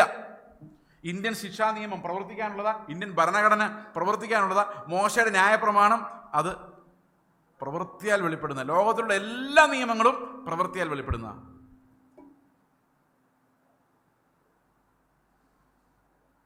സമ്മതിച്ചോ? ഓക്കെ. അപ്പോൾ മോശയുടെ ന്യായപ്രമാണം എന്താ പറയുന്നത്? ഇത് പ്രവർത്തിക്കുന്നവൻ ജീവിക്കും. ഇന്ന് നമ്മുടെ പ്രസംഗങ്ങളിൽ എല്ലാം പറയുന്നതറിയാം, മര്യാദയ്ക്ക് ജീവിക്കടാ, അല്ലേ? അപ്പോൾ ലോകത്തിലുള്ള എല്ലാ പ്രമാണങ്ങൾ പോലെയാണ് ഇന്ന് നമ്മൾ നമ്മുടെ പ്രമാണത്തെയും പറയുന്നത്. അതുകൊണ്ടാണ് ഈ ഗിരിപ്രഭാഷണമൊക്കെ വായിച്ചു കഴിഞ്ഞപ്പോഴേക്കും നമുക്ക് വെപ്രാളം ഉണ്ടായത്. അടുത്ത വാക്യം. വിശ്വാസത്താലുള്ള നീതി എങ്ങനെയാണ്, എന്താണ് സംഭവിക്കുന്നത്, എന്താണ് ഈ വിശ്വാസത്താലുള്ള? അടുത്ത വാക്യം. ഈ വിശ്വാസത്താലുള്ള നീതി എന്ന് പറഞ്ഞാൽ ഞാൻ പെന്തക്കോസ്ത് സഭയുടെ 7 അടിസ്ഥാന പ്രമാണങ്ങളിൽ വിശ്വസിക്കുന്നു എന്നും പറഞ്ഞുകൊണ്ട് ഒരുത്തരും നീതിമാനാവില്ല. എങ്ങനെയാണ് നീതിമാൻ? വിശ്വാസത്താലുള്ള നീതി എങ്ങനെയാണ് വർക്ക് ചെയ്യുന്നത് എന്നുള്ളതാണ് അടുത്ത വാക്യത്തിൽ എഴുതിയിരിക്കുന്നത്. വിശ്വാസത്താലുള്ള നീതി ഇവണ്ണം പറയുന്നു: ക്രിസ്തുവിനെ ഇറക്കണമെന്ന് വിചാരിച്ച് ആ സ്വർഗത്തിൽ കയറുമെന്നോ ക്രിസ്തുവിനെ മരിച്ചവരിൽ നിന്ന് കയറ്റണമെന്ന് വിചാരിച്ച് ആർ പാതാളത്തിൽ ഇറങ്ങുമെന്നോ നിന്റെ ഹൃദയത്തിൽ പറയരുത്. അതെന്താ അങ്ങനെ പറഞ്ഞേക്കുന്നത്? നിന്നിടയ്ക്ക് കയറി വിശ്വാസത്താലുള്ള നീതി എന്താ പറയുന്നത്? വിശ്വാസത്തിലുള്ള നീതി എന്ത് പറയുന്നില്ല? ക്രിസ്തുവിനെ സ്വർഗത്തിൽ നിന്ന് ഇറക്കാൻ ആര് മുകളിൽ കയറി പോകുമെന്നോ പാതാളത്തിൽ നിന്ന് അവൻ ആര് കൊണ്ടുവരുമെന്നോ നിങ്ങൾ ആരും പറയരുത്. അതിൻ്റെ കാരണം എന്തെന്നറിയോ? ഈ വിശ്വാസത്താലുള്ള നീതി എന്ന് പറയുന്നത് ഞാനല്ല, ക്രിസ്തു അത്രേ ജീവിക്കുന്നത് എന്നുള്ളതാണ്. അവർക്ക് മനസ്സിലായി? ഇപ്പം ഞാൻ പറയാണ്, ഞാനല്ല, ഞാൻ മരിച്ചു, ഇനി ജീവിക്കുന്നത് ഞാനല്ല, ക്രിസ്തു അത്രേ. അതാണ് ഫെയ്ത്തിൻ്റെ കണ്ടന്റ്. അപ്പോൾ ആൾക്കാർ ചോദിക്കും, പിന്നെ യേശു 2000 വർഷങ്ങൾക്ക് മുമ്പ് അനുസരിച്ചിട്ട് മരിച്ച് സ്വർഗത്തിൽ പോയ ആളെ നീ അല്ല ക്രിസ്തു അനുസരിച്ചു എന്ന് പറഞ്ഞുകൊണ്ട് അതെങ്ങനെയാണ് നിനക്ക് വിശ്വാസത്താൽ നീതിയാകുന്നത്? നീ എന്താ ആകാശത്ത് പോയി യേശു ക്രിസ്തുവിനെ ഇറക്കിക്കൊണ്ട് വരുവോ?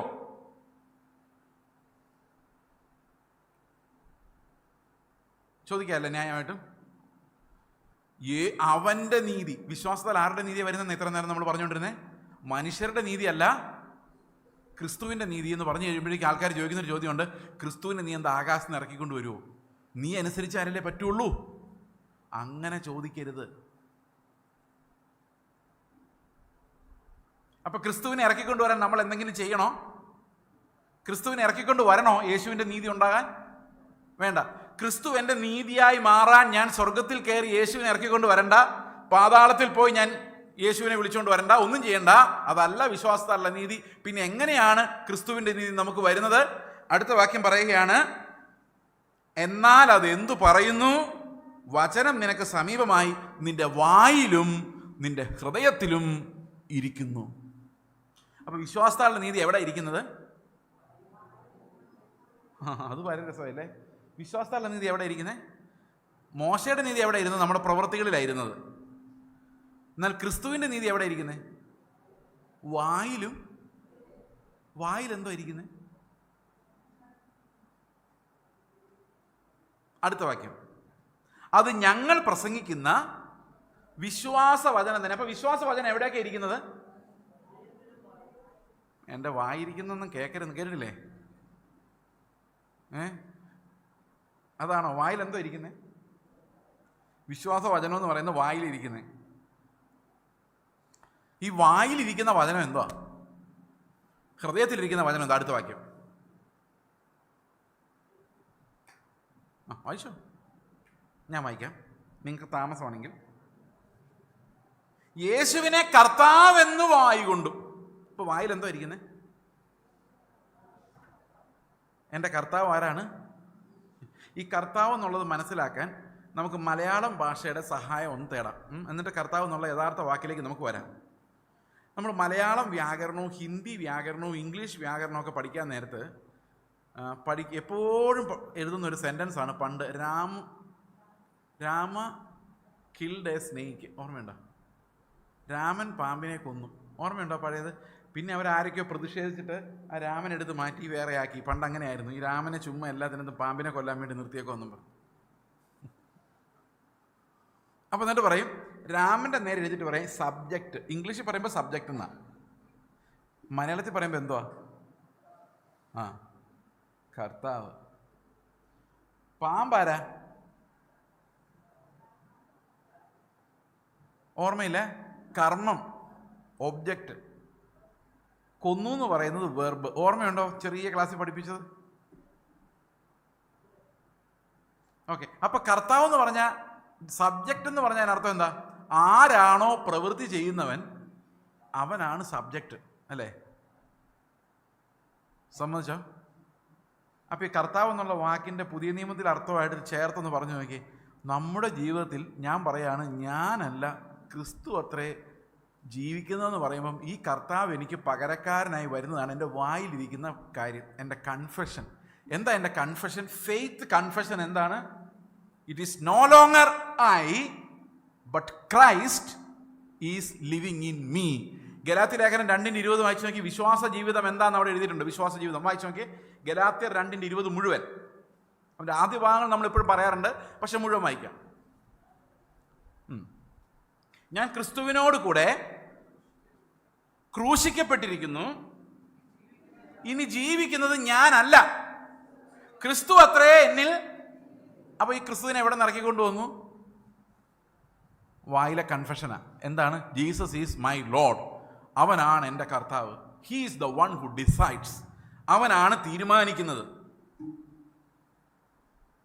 ഓക്കെ, അടുത്ത വാക്യം. ഇപ്പോൾ ഞാൻ ഈ ജഡത്തിൽ ജീവിക്കുന്ന നിങ്ങൾ കാണുന്നില്ലേ?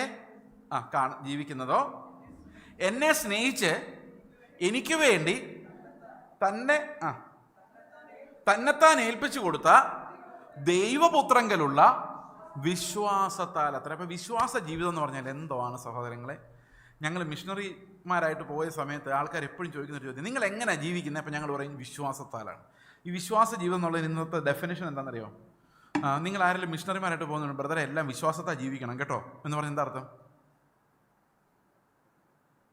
ഞങ്ങൾ പ്രത്യേകിച്ച് പൈസ നയിക്കുമെന്ന് നീ സ്വപ്നത്തിൽ പോലും വിചാരിക്കണ്ട. ഞങ്ങളുടെ കയ്യിൽ നിന്ന് ഒരു നയാ പൈസ നിങ്ങൾ പ്രതീക്ഷിക്കേണ്ട. ഈ മിഷണറിമാരെ വിശ്വാസം പഠിപ്പിക്കാൻ എല്ലാവർക്കും ഭയങ്കര ഉത്സാഹമാണ്. നിങ്ങൾ ശ്രദ്ധിച്ചിട്ടുണ്ട്, അവർക്കങ്ങ് പൈസ വിട്ടു കൊടുക്കൂല. കാരണമേ ഈ പൈസ വിട്ടു കൊടുത്തു കഴിഞ്ഞാൽ അവർ പ്രാർത്ഥിക്കൂല അത്രേ. അപ്പോൾ ഈ പൈസയ്ക്ക് വേണ്ടി പ്രാർത്ഥിക്കുന്നതാണോ മിഷണറിമാരുടെ പണി? അതെ, അധികം പൈസ കിട്ടിക്കഴിഞ്ഞാൽ ഈ മിഷണറിമാരെല്ലാം എന്താ പറയുന്നത്, കമ്മിറ്റ്മെൻ്റ് ഇല്ലാതായി പോകും. നിങ്ങൾക്ക് കമ്മിറ്റ്മെൻ്റ് ഇല്ലാതായി പോയില്ലെങ്കിൽ പിന്നെ അവർക്കും പോകുമൊന്നുമില്ല. മനസ്സിലായോ? കേട്ടില്ലേ? ഈ പൈസ കൊടുക്കുന്ന നിങ്ങൾക്ക് അതുകൊണ്ട് കമ്മിറ്റ്മെൻറ്റ് പോകുന്നില്ലെങ്കിൽ ഈ ഫീൽഡിലെല്ലാം വിട്ട് പോയ ഒരാളുടെ കമ്മിറ്റ്മെൻറ്റ് പോകുന്നു നിങ്ങൾക്ക് എങ്ങനെ അറിയാം? അപ്പോൾ വിശ്വാസത്താൽ ജീവിക്കുക എന്ന് പറഞ്ഞു കഴിഞ്ഞാൽ ഇതൊരുമാതിരി എന്താ പറയുന്നത്, ഈ വിശ്വാസം എന്ന ചൂണ്ടയിട്ട് ഞാൻ ജീവിക്കുക. കർത്താവ് പറഞ്ഞ ആ പൈസ ഇല്ല, ഞാൻ എങ്ങനെ ആഹാരം വാങ്ങിക്കും, ഞാൻ എങ്ങനെ എൻ്റെ മക്കൾക്ക് ആഹാരം കൊടുക്കും, കർത്താവെ ആഹാരം തരുന്നതിനായി സ്തോത്രം. ഇപ്പം രാവിലെ തൊട്ട് ഇതാ പണി. കാരണം ആഹാരം കഴിക്കണ്ടേ? എവിടെയെങ്കിലും പോയി സുവിശേഷം പറഞ്ഞാൽ ഫസ്റ്റ് ഫുഡ് കഴിക്കണ്ടേ? ആകെയുള്ള ചൂണ്ട വിശ്വാസത്തിൻ്റെ ചൂണ്ടയാണ്. അതിങ്ങനെ ഇട്ട് വെച്ചേക്കും രാവിലെ തൊട്ട്. അവസാനം വിശ്വാസത്തിൻ്റെ ചൂണ്ട ഇങ്ങെടുക്കുമ്പം അതിനകത്ത് പൈസ. ഇതിനെയാണ് നമ്മുടെ വിശ്വാസ ജീവിതം എന്ന് പറയുന്നത്. ഇതാണോ വിശ്വാസ ജീവിതം? അല്ല. ദൈവം നമ്മുടെ ആവശ്യങ്ങളെ നടത്തും.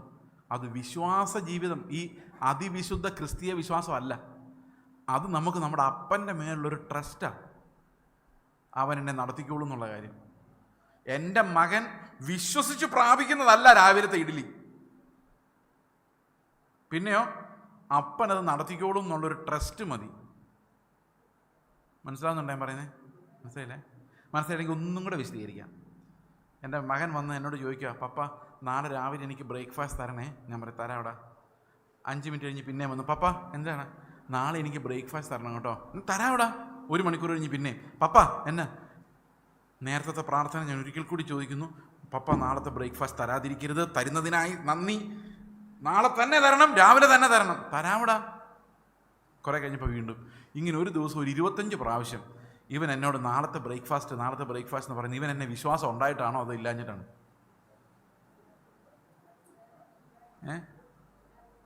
ഇല്ലാഞ്ഞിട്ടാ. മനസ്സിലായല്ലോ അല്ലേ? അപ്പം നമ്മൾ ഈ ഉപജീവന കാര്യങ്ങളെക്കുറിച്ച് വീണ്ടും വീണ്ടും കർത്താവിനോട് കിടന്ന് യാചിക്കുന്നു, വളഞ്ഞു നിന്ന് യാചിക്കുന്നു, മുട്ടയിൽ നിന്ന് യാചിക്കുന്നു. എന്തിനാ? വിശ്വാസമില്ല. കർത്താവ് തരാതെ പോകുമോ എന്നൊരു സംശയം. അപ്പം നിങ്ങൾ ചോദിക്കും, ഇടവിടാതെ പ്രാർത്ഥിക്കണം, മുട്ടിപ്പായി പ്രാർത്ഥിക്കണം, എന്താ അങ്ങനെയൊക്കെ ബൈബിളിലില്ലേ? ഇല്ലേ? അന്വേഷിക്കും, നിങ്ങൾ കണ്ടെത്തും, മുട്ടുവിൻ തുറക്കപ്പെടും, യാചിക്കുവിൻ. അപ്പോൾ എവിടം വരെ യാചിക്കണം? ലഭിക്കുന്നവരെ യാചിക്കണം. എവിടം വരെ മുട്ടണം? തുറക്കുന്നവരെ മുട്ടണം. അപ്പോൾ മുട്ടിക്കൊണ്ടിരിക്കണം, ഇടവിടാതെ പ്രാർത്ഥിക്കണം, രാത്രിയിൽ അസഹ്യപ്പെടുത്തണം. സുഹൃത്തിനെ അസഹ്യപ്പെടുത്തി എൻ്റെ വീട്ടിലൊരു ഗസ്റ്റ് വന്നിരിക്കുന്നു, എന്തെങ്കിലും താന്ന് പറയുമ്പോൾ നീ പോടാ, ഞാൻ എൻ്റെ പിള്ളേരോട് ഞാൻ കിടന്നുറങ്ങി, നിനക്ക് വേറെ പണിയൊന്നും ഇല്ലെന്ന് ചോദിച്ചാലും വീണ്ടും യാചിച്ച് എങ്ങനെയെങ്കിലും അങ്ങനെ ദൈവത്തോട് വീണ്ടും വീണ്ടും യാചിക്കണം എന്നൊക്കെ കർത്താവ് തന്നെയല്ലേ പറഞ്ഞത്? അവിടെയാണ് നമ്മൾ ഈ 2 തരം പ്രാർത്ഥനകൾ മനസ്സിലാക്കേണ്ടത്. അത് കഞ്ഞിക്കും പയറിനും വേണ്ടി അല്ല ഈ കർത്താവിനോട് മുട്ടിപ്പായിട്ട് നിലവിളിക്കേണ്ടത്. നിങ്ങളൊന്ന് ആലോചിക്കുക, ഒരു വഴിയിലൂടെ ഒരു മനുഷ്യൻ പോവുകയാണ്. അവനെ വിളിച്ചേടാ ഇങ്ങ് വന്നേ, ഇന്ന് പിടിച്ച ഒരു ബിരിയാണി ഉണ്ട്. ശരി, ഓക്കെ, എനിക്ക് വിശക്കുന്നൊന്നുമില്ല. വിശക്കുമ്പം തിന്നോ, അല്ല വീട്ടിൽ കൊണ്ട് ആർക്കാരും കൊടുത്തേക്ക്. ഓക്കെ, അവൻ അങ്ങനെ കൊടുത്തു വിടാമല്ലോ, കുഴപ്പമൊന്നുമില്ല. അങ്ങനെ ദൈവം നീതിമാന്മാരുടെ മേലും നീതി കെട്ടവരുടെ മേലും വേണ്ടാത്തവരുടെ മേലും മഴ അയക്കുന്നു. അയ്യോ മഴ പെയ്യല്ലേ എന്ന് പറഞ്ഞിരിക്കുന്നവൻ്റെ മേലും മഴ പെയ്യും. വെയിൽ വരല്ലേ എന്ന് പ്രാർത്ഥിച്ചുകൊണ്ടിരിക്കുന്നവൻ്റെ മേലും വെയിലയക്കുന്നു, മഴ പെയ്യിക്കുന്നു. വേണമെന്ന് പറയുന്നവരും വേണ്ടാന്ന് പറയുന്നവരും ഈ മഴ നനയുന്നു. ശരിയല്ലേ? ബിരിയാണി വേണ്ടവനും കഴിക്കുന്നു, വേണ്ടാത്തവനും കഴിക്കുന്നു. ഇതൊന്നും ഈ കോമൺ അനുഗ്രഹങ്ങൾ, തിന്നാനുള്ളത്, കുടിക്കാനുള്ളത്, ലോകത്തിലുള്ളത്, ഇതൊക്കെ ആർക്ക് വേണേലും ദൈവത്തിന് കൊടുക്കാം. അതിന് നിങ്ങൾ കിടന്ന് നിലവിളിക്കേണ്ട കാര്യമൊന്നുമില്ല. മക്കൾക്ക് അവൻ തരാതിരിക്കുകയൊന്നുമില്ല. പക്ഷേ വഴിയെ പോകുന്ന ഒരുത്തിനെ വിളിച്ചിട്ട് ഇത്തിരി ആത്മാവിനെ പിടിച്ചോ എന്ന് പറഞ്ഞാൽ, നീ പോയി പണി നോക്കടാന്ന് പറഞ്ഞാൽ അവനത് കൊടുക്കാൻ പറ്റിയല്ല. അപ്പോൾ ഈ ദൈവരാജ്യത്തിൻ്റെ അനുഗ്രഹങ്ങൾ നിലവിളിക്കാത്ത, ദാഹിക്കാത്ത, ഞെരങ്ങാത്ത ആളുകൾ ഉള്ളിൽ ശൂന്യമാക്കപ്പെട്ട് കർത്താവിന് വേണ്ടി ഞെരങ്ങാത്ത ഒരാളുടെ ഉള്ളിലേക്ക് ആത്മാവിനെ നൽകാൻ പറ്റില്ല. മനസ്സിലാകുന്നുണ്ടോ? അപ്പോൾ എന്ത് പ്രാർത്ഥനകളാണ് നമ്മൾ വീണ്ടും വീണ്ടും വീണ്ടും വീണ്ടും പ്രാർത്ഥിക്കേണ്ടത്? ഈ ക്രിസ്തുവിൻ്റെ ആത്മാവിനാൽ നിറയാൻ വേണ്ടിയുള്ള പ്രാർത്ഥനകൾ. അത് പ്രാർത്ഥിച്ചേ പറ്റൂ. കാരണം ആ വിശുദ്ധീകരണത്തിന് വേണ്ടിയുള്ള പ്രാർത്ഥന, കർത്താവ് എന്നിൽ വസിക്കാനുള്ള, വിശ്വാസത്താൽ എന്നിൽ വസിക്കാനുള്ള പ്രാർത്ഥന, അത് എൻ്റെ ജീവനായി മാറാനുള്ള ആ പ്രാർത്ഥന, അത് നമ്മൾ പിടിച്ചു മേടിക്കേണ്ട ഒരു പ്രേയർ തന്നെയാണ്. വിശ്വാസത്താലാണ് എങ്കിലും അത് അനുഭവിക്കുന്നത്. അതിനു വേണ്ടിയാണ് നമ്മൾ പ്രാർത്ഥിക്കുന്നത്. ആത്മാവിൻ്റെ അധിക പങ്ക്, കർത്താവിൻ്റെ വെളിപ്പാടുകൾ എനിക്ക് ലഭിക്കുന്നതിന് വേണ്ടി, ഞാൻ നടക്കുന്ന വഴികളിൽ ഞാൻ എങ്ങോട്ട് പോകണം, ആരോട് സംസാരിക്കണം, സുവിശേഷം എങ്ങനെ പറയണം, പറയേണ്ട രീതിയിൽ അതിനെ വെളിപ്പെടുത്തുന്നതിനും വാതിലുകൾ തുറക്കപ്പെടുന്നതിനും ക്രിസ്തുവിൻ്റെ ജീവൻ ഞാൻ ജീവിക്കേണ്ടതിനും. ഇപ്പോൾ ഞാനിവിടെ നിൽക്കുമ്പോൾ ഞാൻ അവിടെ ഇരുന്ന് ആലോചിക്കുമായിരുന്നു, കർത്താവ് എന്താണ് സംസാരിക്കേണ്ടതെന്ന് നീ എനിക്ക് തക്ക സമയത്ത് വെളിപ്പെടുത്തി തന്നുകൊണ്ടിരിക്കണം. ഇതൊക്കെയാണ് പ്രാർത്ഥിച്ചാൽ ദൈവത്തിൻ്റെ അടുത്ത് വീണ്ടും വീണ്ടും വീണ്ടും വീണ്ടും ചെല്ലുന്നത്. നിങ്ങൾ ഇങ്ങനെ ഈ ഇഡ്ഡലി അല്ലെ ബ്രേക്ക്ഫാസ്റ്റ് ചോദിക്കുന്നതിന് പകരം മോൻ ഇങ്ങനെ ചോദിക്കുമെന്ന് വിചാരിച്ചോ. മധ്യവേനൽ അവധിയാണ്, ഒരു ഏപ്രിൽ അവസാനമായപ്പോഴേക്കും, പപ്പ എനിക്ക് അടുത്ത വർഷത്തേക്കുള്ള ക്ലാസ്സിൽ പഠിക്കാനുള്ള പുസ്തകങ്ങൾ വാങ്ങിച്ചു തരാമോ? അപ്പം ഞങ്ങൾക്ക് എന്തിനാ? എനിക്കിപ്പോൾ തന്നെ പഠിച്ചു തുടങ്ങാൻ. എന്തൊരു സന്തോഷമായിരിക്കും അല്ലേ. അവന് ശരി മോനെ ഞാൻ മേടിച്ചു തരാം എന്ന് പറഞ്ഞ് ഇയാളത് മറന്നുപോയെന്ന് വിചാരിച്ചോ. അവൻ പിന്നെയും വന്ന് ചോദിക്കുകയാണെങ്കിൽ നമുക്കൊരു സന്തോഷമായിരിക്കും അല്ലേ. ശരിയല്ലേ? എന്തുകൊണ്ടാണ് സന്തോഷം ഉണ്ടാകുന്നത്? ഞാൻ എന്താണോ കൊടുക്കാൻ ഉദ്ദേശിക്കുന്നത്, എൻ്റെ ആഗ്രഹം അനുസരിച്ചുള്ളൊരു പ്രാർത്ഥനയാണ് അവൻ ചോദിക്കുന്നത്. അപ്പോൾ അത് എനിക്ക് ഭയങ്കര സന്തോഷമാണ്. അപ്പോൾ ഞാൻ എവിടെയെങ്കിലും പോയി വാങ്ങിച്ചു കൊടുക്കും. അപ്പോൾ കർത്താവ് നമുക്ക് എന്ത് തരാൻ ആഗ്രഹിക്കുന്നത്? ക്രിസ്തുവിൻ്റെ ജീവനെ, സ്വർഗത്തെ, തേജസ്സിനെ നമുക്ക് തരാൻ ആഗ്രഹിക്കുന്നത്. അത് തന്നെ നമ്മൾ കർത്താവിനോട് ചോദിക്കുകയാണെങ്കിൽ കർത്താവിന് എന്ത് സന്തോഷമായിരിക്കും അല്ലേ. അതേ സമയത്ത് എത്ര നാൾ കഴിഞ്ഞാലും എൻ്റെ കാൽമുട്ടിൻ്റെ വേദന മാറ്റി തരണമേ, എനിക്ക് ഒട്ടും പറ്റില്ല കർത്താവേ എന്ന് പറയുമ്പം കർത്താവ് ചോദിക്കും, ഞാൻ ഈ ക്രൂശിൽ കിടന്ന കർത്താവിനോട് നിനക്കിത് ചോദിക്കാൻ എങ്ങനെ തോന്നുന്നു?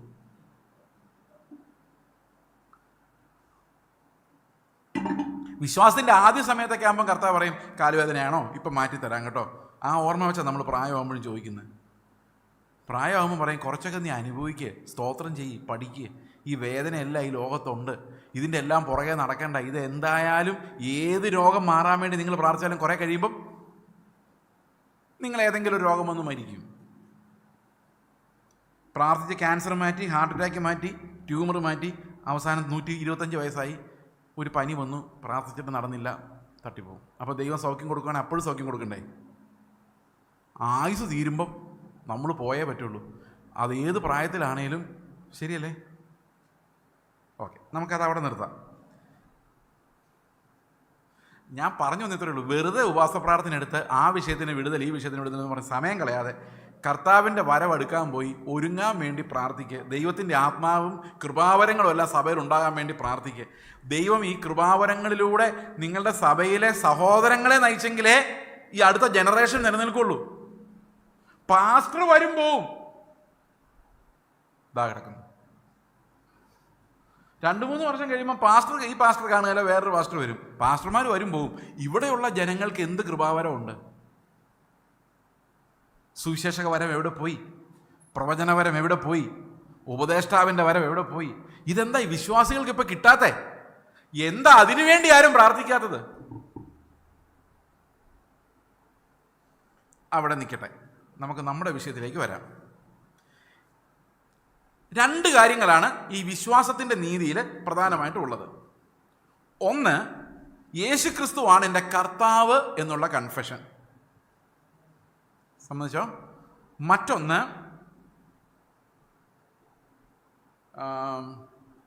പിതാവ് അവനെ മരിച്ചവരുടെ ഇടയിൽ നിന്ന് ഉയിർപ്പിച്ചു എന്നുള്ള വിശ്വാസം. അതാണ് ഹൃദയത്തിൽ എന്താണ്? there is a resurrection. പിതാവ് യേശുവിനെ മരിച്ചവരുടെ നിന്ന് ഉയർപ്പിച്ചു. അപ്പോൾ നമ്മൾ ഈ സുവിശേഷം പറയാൻ വേണ്ടി ഏതെങ്കിലും വീട്ടിൽ പോകുമ്പോഴേ നമ്മൾ സാധാരണഗതിയിൽ ഇതിൻ്റെ അർത്ഥമൊന്നും മനസ്സിലാക്കാതെ പെട്ടെന്ന് യേശുവിനെ കർത്താവെന്ന് അംഗീകരിക്കുന്നുണ്ടോ? ഉണ്ട്. യേശുവിനെ പിതാവ് മരിച്ചവരുടെ നിന്ന് ഉയർപ്പിച്ചു എന്ന് വിശ്വസിക്കുന്നുണ്ടോ? ഉണ്ട്. നീ രക്ഷിക്കപ്പെട്ടു. നമുക്കൊരു പ്രാർത്ഥന പറയാം. ഇതൊരു ഓർത്തഡോക്സുകാരനോടോ കത്തോലിക്കനോടോ പറയുമെന്ന് വിചാരിച്ചോ? എടാ മോനെ, യേശുവിനെ രക്ഷകനായിട്ട് കർത്താവായിട്ട് അംഗീകരിക്കുന്നുണ്ടോ? പിന്നെ ഞങ്ങൾ ദൈവമേ നീ പരിശുദ്ധനാകുന്നു എന്ന് പറയുന്ന കർത്താവിന് ഉദ്ദേശിച്ച ഞങ്ങൾ അംഗീകരിച്ചിട്ടുണ്ട്. ഓക്കെ, അടുത്തത്, യേശുക്രിസ്തു മരിച്ചവരുടെ നിന്ന് പിതാവ് ഉയർത്തെഴുന്നേൽപ്പിച്ചെന്ന് വിശ്വസിക്കുന്നുണ്ടോ? പിന്നെ അതല്ലേ കഴിഞ്ഞ ആഴ്ച ഞങ്ങൾ കള്ളു കുടിച്ച് പൂസായിട്ട് റോഡിൽ കിടന്നത്, അത് ആഘോഷിക്കാൻ വേണ്ടിയാണല്ലോ. അപ്പോൾ ഹൃദയത്തിൽ അവരത്, അപ്പോൾ പിന്നെ അവർ രക്ഷിക്കപ്പെട്ടോ? ഇല്ല. അതെന്തുകൊണ്ടാണെന്ന് ചോദിച്ചു കഴിഞ്ഞാൽ അടുത്ത വാക്യത്തിൽ അതിൻ്റെ ഉത്തരവുണ്ട്. ഹൃദയം കൊണ്ട് എന്തിനു വേണ്ടി വിശ്വസിക്കണം? വായിച്ചോ. ഹൃദയം കൊണ്ട് നീതിക്കായി വിശ്വസിക്കുകയും. അപ്പൊ ചുമ്മാ വിശ്വസിച്ചാൽ പോരാ, പിന്നെ എങ്ങനെ വിശ്വസിക്കണം? പുനരുത്ഥാനത്തിൽ എങ്ങനെ വിശ്വസിക്കണം? എന്തിനു വേണ്ടി വിശ്വസിക്കണം? പ്രവൃത്തികളാലുള്ളതല്ലാത്ത സ്വർഗീയമായ ക്രിസ്തുവിൻ്റെതായ ഒരു നീതി നമുക്ക് ലഭിക്കേണ്ടതിന് ഈ പുനരുത്ഥാനത്തിൽ വിശ്വസിക്കണം. അത് വെറുതെ പുനരുത്ഥാനത്തിൽ വിശ്വസിച്ചാൽ പോരാ, യേശുക്രിസ്തു തന്നെ എഴുന്നേറ്റ് പോയി എന്ന് വിശ്വസിച്ചാലും പോരാ. കാരണം കർത്താവ് പറഞ്ഞത് ഈ മന്ദിരം പൊളിപ്പിൻ ഞാൻ 3 ദിവസം കൊണ്ട് ഇതിനെ പണിയുമെന്നാണ് പറഞ്ഞത്. അപ്പൊ കർത്താവ് തന്നെ എഴുന്നേറ്റ് പോയതാണോ, തന്നെ പണിതതാണോ, അതോ പിതാവ് അവനെ എഴുന്നേൽപ്പിച്ചതാണോ? അപ്പൊ യേശുക്രിസ്തു പറഞ്ഞെന്താ?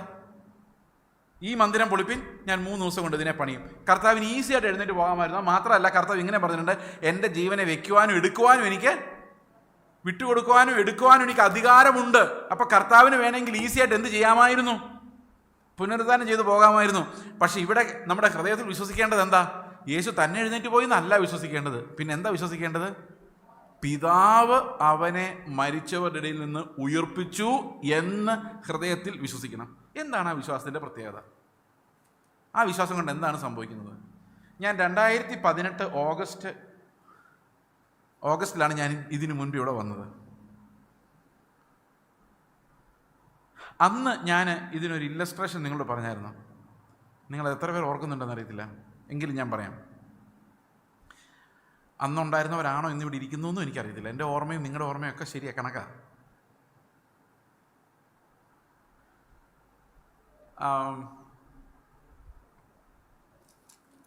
അതായത് മോശ എന്നോട് പറയുമോ, ചേച്ചി ഒരു കരണത്തടിച്ചാൽ നീ മറ്റേ കരണം കാണിച്ചു കൊടുക്കണം, അതാണ് നീതി. ഞാൻ പറഞ്ഞത് കണ്ണിന് പകരം കണ്ണ്, പല്ലിന് പകരം പല്ലെന്നൊക്കെയാണ്. പക്ഷെ അത് ദുഷ്ടന്മാരായ കഠിന ഹൃദയമുള്ളൊരു ജനത്തോട് പറഞ്ഞതാണ്. കർത്താവല്ലേ പറഞ്ഞത്? മോശ അങ്ങനെ പറയാൻ കാരണം അവരുടെ കഠിന ഹൃദയമാണെന്നല്ലേ. മോശയുടെ നിയമങ്ങൾ ആർക്കുള്ളതായിരുന്നു? കഠിന ഹൃദയരായ ഒരു കൂട്ടം ജനത്തിനുള്ളതായിരുന്നു. അപ്പോൾ മോശ പറഞ്ഞു, നിൻ്റെ ഒരു കണ്ണവൻ പൊട്ടിച്ചല്ലേ നീ, അപ്പം എൻ്റെ കണ്ണെടുത്തന്നെ അടിച്ച് പൊട്ടിച്ചെന്ന് വിചാരിച്ചോ? ഞാൻ എന്താ പറയുന്നറിയോ? അവൻ എൻ്റെ കണ്ണെടുത്തു, അവൻ്റെ 2 കണ്ണെന്ന് പറയുമ്പം മോശ പറയും, നോ നോ നോ, ഒരു കണ്ണിന് പകരം ഒരു കണ്ണ് മതി. നീ ദുഷ്ടനാണെന്ന് എനിക്കറിയാം, നീ അതല്ല അതിലപ്പുറം ചെയ്യും. അവൻ ഒരു കണ്ണുകൊണ്ട് കണ്ടോട്ടെ, ഒരു കണ്ണെടുത്താൽ മതി. അപ്പം അവൻ എന്ത് ചെയ്യുന്നത്? ഈ തിന്മ തടയുക. ഓക്കെ, ഒരുത്തന് ഒരൊറ്റ അടിക്ക് എൻ്റെ ഒരു പല്ല് പോയി. അപ്പം ഞാൻ പറയാം അവൻ്റെ 32 പല്ലെന്ന് പറയുമ്പം മോശ പറയും, നോ നോ നോ, ഒരു പല്ലിന് പകരം ഒരു പല്ല്. ഒരു പല്ല് കറക്റ്റ് പോകുന്ന പോലെ എങ്ങനെ അടിക്കും? അപ്പം മോശയുടെ പ്രമാണം എന്തിനുള്ളതാണ്? മോശയുടെ പ്രമാണം തിന്മ തടയാൻ വേണ്ടിയുള്ളതാണ്, നീതിമാന്മാരാക്കാൻ വേണ്ടിയുള്ളതല്ല. അതുകൊണ്ടാണ് ന്യായപ്രമാണത്താൽ ഒരു ജഡവും നീതീകരിക്കപ്പെടുന്നില്ല എന്ന് പറയാൻ കാരണം, നമ്മളെ ആരെയോ അത് നീതിമാന്മാരാക്കുന്നില്ല. പിന്നെ എന്ത് ചെയ്യുന്നുണ്ട്? ഈ തിന്മ തടയപ്പെടുന്നുണ്ട്. കൊലപാതകം തടയപ്പെടുന്നു, വ്യഭിചാരം തടയപ്പെടുന്നു, മോഷണം തടയപ്പെടുന്നു, ഇതൊക്കെ തടയുന്നുണ്ട്. ശബത്ത് ദിവസം കള്ളുപിടിച്ച് റോട്ടിൽ കൂടെ കിടക്കുന്നത് തടയുന്നുണ്ട്. അപ്പം ഇങ്ങനെയുള്ള കാര്യങ്ങൾ നമ്മുടെ തിന്മ റെസ്ട്രിക്റ്റ് ചെയ്യാൻ വേണ്ടി കഠിന ഹൃദയമുള്ളവരോടാണ് മോശ ഇത് പറഞ്ഞത്. മോശ എന്നോട് പറയുക, ചേസേ ഈ ശരിക്കും പറഞ്ഞാൽ കർത്താവിൻ്റെ നീതി ഇതൊന്നും അല്ല, ഞാന്മാർ കഠിനന്മാരായതുകൊണ്ട് ഞാൻ ഈ കാലഘട്ടത്തിൽ അത് പറഞ്ഞു എന്നുള്ളതേ ഉള്ളൂ, ഇതും നീങ്ങിപ്പോകും. യഥാർത്ഥ പൊരുളായ നീതി വരുമ്പം ഒരു കാരണം തടിച്ചാൽ മറ്റേ കാരണം കാണിച്ചു കൊടുക്കണം. അപ്പം ഞാൻ പറയും മോശയോട്, മോശ പ്രശ്നം എന്താണെന്ന് വെച്ച് കഴിഞ്ഞാൽ, ഞാൻ ഇങ്ങനെ തന്നെയാണ് ഇവിടെ പറഞ്ഞത്, ഞാൻ ഈ തടി ഉണ്ടെന്നുള്ളതല്ല, എനിക്ക് വലിയ ആരോഗ്യമൊന്നുമില്ല. ഈ അടിക്കാൻ വരുന്നവൻ ജിമ്മ, അവനൊരൊറ്റ അടിക്ക് എൻ്റെ ബ്ലഡ് തലയ്ക്കകത്തുനിന്നും മൂക്കിനകത്തുനിന്നൊക്കെ ബ്ലഡ് ഒഴുകുക. അടുത്തടിക്ക് ഞാൻ തട്ടിപ്പോവും. ഞാൻ മോശയോട് ചോദിക്കുക, ഞാൻ ചാവാൻ പോവാണ്, ഞാൻ ചത്ത് കഴിഞ്ഞ് എനിക്ക് എന്ത് കിട്ടും പ്രതിഫലം? മോശ പറയും, നീ ആവർത്തന പുസ്തകം വായിച്ചിട്ടില്ലേ? നിന്നെ ദേശത്ത് മാനിക്കും, നിന്റെ തലമുറകളെ അനുഗ്രഹിക്കും, നിന്റെ ആടുമാടുകളെ ഞാൻ അനുഗ്രഹിക്കും. ഞാൻ ചത്തുപോയിട്ട് എൻ്റെ ആടുമാടുകൾ അനുഗ്രഹിച്ചിട്ട് എന്ത് കാര്യം? പെട്ടെന്ന് പറയാം മോശ എന്താ ചെയ്യേണ്ടത്? അപ്പോഴാണ് സംഗതി മനസ്സിലാകുന്നത്. അപ്പോൾ മോശ പറയും, നീ അവനിട്ട് പൊട്ടിച്ചിട്ട് ഓടിക്കൂ. കാരണം എന്താ? ഈ നാട് അനുഗ്രഹിക്കപ്പെടുമ്പോൾ ഞാൻ ഉണ്ടാവണ്ടേ, അല്ലാതെ എനിക്ക് അനുഭവിക്കാൻ പറ്റുമോ? അപ്പോൾ പുനരുത്ഥാനത്തെക്കുറിച്ച് വാഗ്ദത്തം കൊടുക്കാതെ ചാകാൻ പറഞ്ഞാൽ നമുക്ക് എങ്ങനെ ചാകാൻ പറ്റും? അപ്പോൾ അടിച്ചാൽ ഒന്നുകിൽ ഓടി രക്ഷപ്പെടണോ അല്ലെ പൊട്ടിച്ചോണം. ഇതാണ് പഴയ നിയമം. അപ്പോൾ കർത്താവ് എന്നോട് പറയുവാണ്, ചേച്ചി ഒരു കരണത്തടിച്ചാൽ മറ്റേ കരണം കാണിച്ചു. ഞാൻ പറഞ്ഞു, ഞാൻ തട്ടിപ്പോയാലോ? അപ്പോൾ കർത്താവ്, നീ എൻ്റെ കൂടെ പ്രതീക്ഷയിലേക്ക്. ഓക്കെ. അപ്പോൾ എൻ്റെ ഉള്ളിലൊരു ഫെയ്ത്ത് ഉണ്ടായി, ഞാൻ ചത്തുപോയാലും എനിക്ക് കുഴപ്പമില്ല, ഞാൻ ക്രിസ്തുവിൻ്റെ കൂടെ. അപ്പോൾ പിന്നെ അടിച്ചോളാൻ പറയാം, എനിക്ക് വിട്ടുകൊടുക്കാം അല്ലേ? വിട്ടുകൊടുക്കണമെങ്കിൽ എന്ത് വേണം? ഈ നീതി വരണമെങ്കിൽ, അതായത് അവൻ എന്നെ തല്ലുമ്പോൾ തിരിച്ചു തല്ലുന്ന നീതിയല്ല, പിന്നെയോ അടുത്ത കർണവും കൂടെ കാണിച്ചു കൊടുക്കുന്ന നീതി എനിക്ക് ഉണ്ടാകണമെങ്കിൽ എൻ്റെ ഹൃദയത്തിൽ എന്ത് വിശ്വസിക്കണം?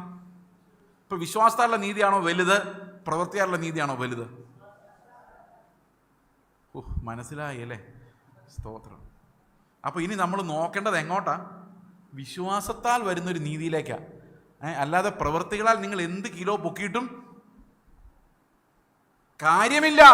അവസാനം കർത്താവ് പറയും, ഇവര് ചതുകുപ്പ്, തുളസി, ജീരകം ഇതിനകത്ത് എല്ലാം ദശാംശം കൊടുക്കുന്നു, ക്ലീൻ ഷേവ് ചെയ്യുന്നു, വെള്ളവസ്ത്രം ധരിക്കുന്നു, ആഭരണം ഉരിയേക്കുന്നു, പക്ഷെ അവരുടെ ഹൃദയം തുറന്നു കഴിഞ്ഞാൽ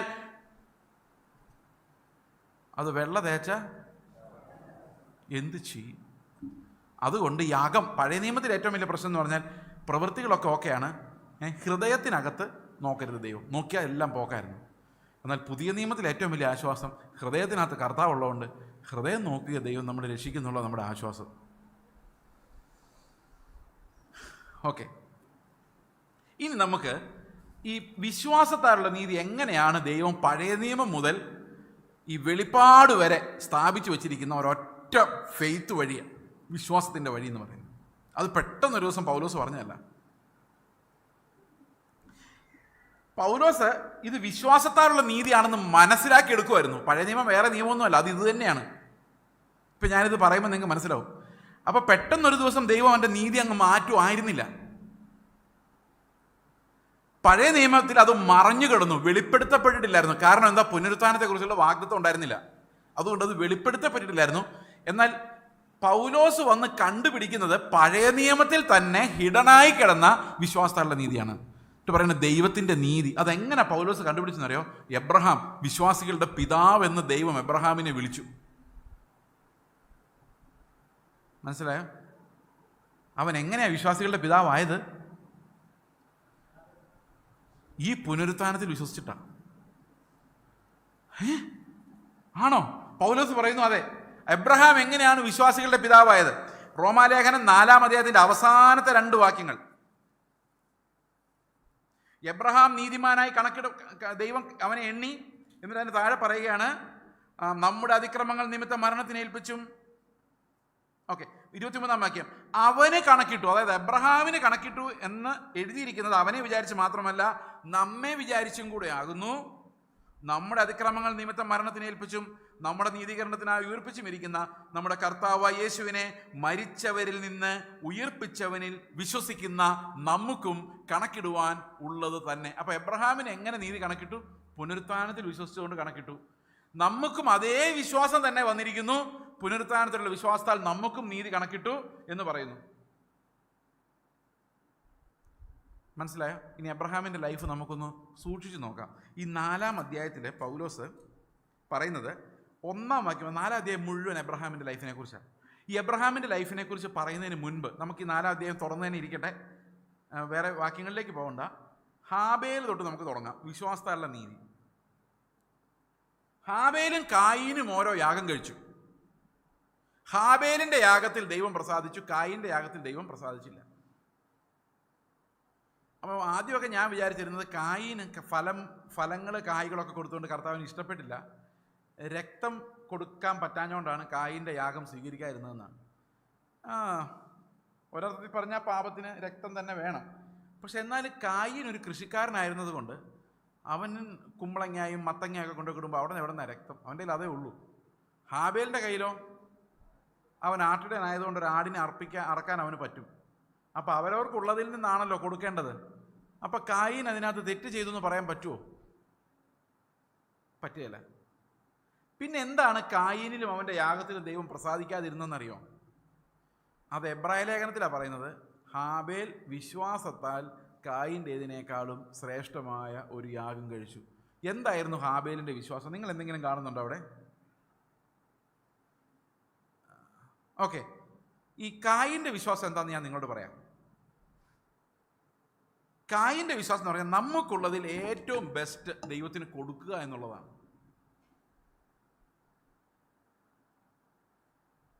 നിങ്ങൾക്കുള്ള ഏറ്റവും ബെസ്റ്റ് ദൈവത്തിന് കൊടുത്താൽ എന്തു ഞാൻ പകരം നൽകും 1000 പാട്ടുകൾ. അത് കൊടുക്കുന്നതാണ് ഈ കായിൻ എന്ന് പറയുന്നത്.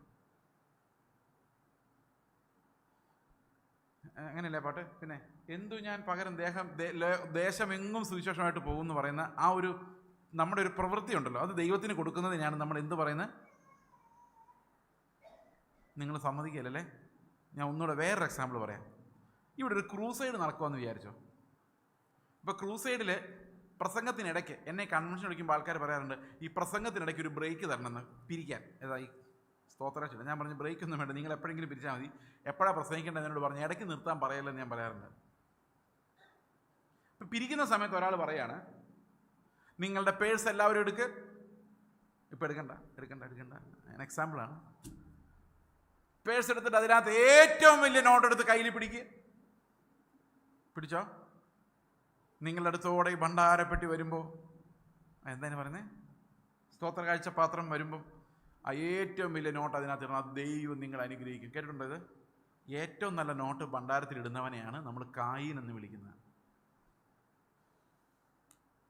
ഞാൻ നേരത്തെ നിങ്ങളോട് പറഞ്ഞില്ലേ, എൻ്റെ പ്രവൃത്തികളിലേക്ക് ഞാനുണ്ടാക്കിയ മത്തങ്ങ, ഞാനുണ്ടാക്കിയ വെള്ളരിക്ക, കുമ്പളങ്ങ എന്ന് എൻ്റെ പ്രവൃത്തികളിലേക്ക് ആളുകളെ ആകർഷിക്കുന്ന ആ മതത്തെയാണ്, മനുഷ്യനിലേക്ക് നോക്കിപ്പിക്കുന്ന ആ മതത്തെയാണ് നമ്മൾ കായിൻ എന്ന് പറയുന്നത്. അപ്പൊ പിന്നെ ഹാബേൽ ആരാ? പേഴ്സ് എടുത്തിട്ട് ഏറ്റവും ചെറിയ 1 രൂപ നോട്ട് എടുത്ത് 500-ൻ്റെയും 2000-ൻ്റെ നോട്ടൊക്കെ മാറ്റി വെച്ചിട്ട് ഏറ്റവും ചെറിയ 1 രൂപ ഇടുന്നവനാണ് ഹാബേൽ. ആണോ? അല്ല. പിന്നെ ആരാ? ആ പേഴ്സോടെ എറിഞ്ഞു കളഞ്ഞിട്ട് വേണ്ടാന്ന് വെച്ചിട്ട് അവിടെ കൊടുക്കുന്നവനല്ല, ഏറ്റവും വലിയ അവൻ്റെ സമ്പാദ്യം എടുത്ത് മുറിച്ച് അതിൻ്റെ മേധസ് എടുത്ത് വെളിയിൽ വെച്ചിട്ട് അതിനെ നശിപ്പിച്ചിട്ട് പറയാ, കർത്താവിനോട് പറയുക, കർത്താവേ എൻ്റെ ഏറ്റവും ബെസ്റ്റിനെ ഞാനിതാ നിനക്ക് വേണ്ടി തകർത്ത് കളഞ്ഞിരിക്കുന്നു. I stand here owning nothing. അത്രയൊക്കെ മനസ്സിലായി എൻ്റെ വ്യത്യാസം? അപ്പോൾ ദൈവത്തിന് കൊടുത്തു എന്നുള്ള അഹങ്കാരമൊന്നുമില്ല. അവൻ മുറിച്ച് അതിൻ്റെ മേധസ് എടുത്ത് മാറ്റി വെച്ച് നൽകിയിരിക്കുന്നത് എന്ന് പറഞ്ഞാൽ എന്താ? ഹാബേൽ വിശ്വാസത്താൽ സംസാരിക്കുകയാണ് ദൈവത്തോട്, ദൈവമേ നിൻ്റെ സൃഷ്ടി പോലെ എനിക്ക് നല്ലതെന്ന് അവകാശപ്പെടാൻ ഒന്നുമില്ല, എനിക്ക് എൻ്റെ ഏറ്റവും നല്ലത് നിൻ്റെ മുമ്പിൽ ഇങ്ങനെ മരിച്ചു കിടക്കാനേ അതിന് യോഗ്യതയുള്ളൂ, അതിനെ ഞാനിത് അറുത്ത് മുറിച്ച് വെച്ചിരിക്കുന്നു. അപ്പോൾ സത്യം പറഞ്ഞാൽ ഇത് വെളിയിൽ പറയരുത്. നിങ്ങളുടെ കയ്യിൽ കിട്ടുന്ന ഏറ്റവും വലിയ സാധനം അതെന്താണേലും, പേഴ്സിനകത്തിരിക്കുന്ന സാധനം, അതെടുത്ത് വേണ്ട എന്ന് വെച്ചിട്ട് കർത്താവിൻ്റെ പിന്നാലെ പോകുന്നതാണ്. നിങ്ങളുടെ ചിലപ്പോൾ വിദ്യാഭ്യാസമായിരിക്കും നിങ്ങളുടെ ഏറ്റവും വലിയ സാധനം നിങ്ങളുടെ കയ്യിരിക്കുന്നത്. അതിനെ വെറും ഒന്നുമല്ല എന്ന് വിചാരിച്ച് അതിനെ നിസ്സാരമാക്കി അവഗണിക്കുന്ന, ആ ജഡത്തെ ആശ്രയിക്കാതെ വിട്ടുകളയുന്ന, അതിനെ നശിപ്പിക്കുന്ന.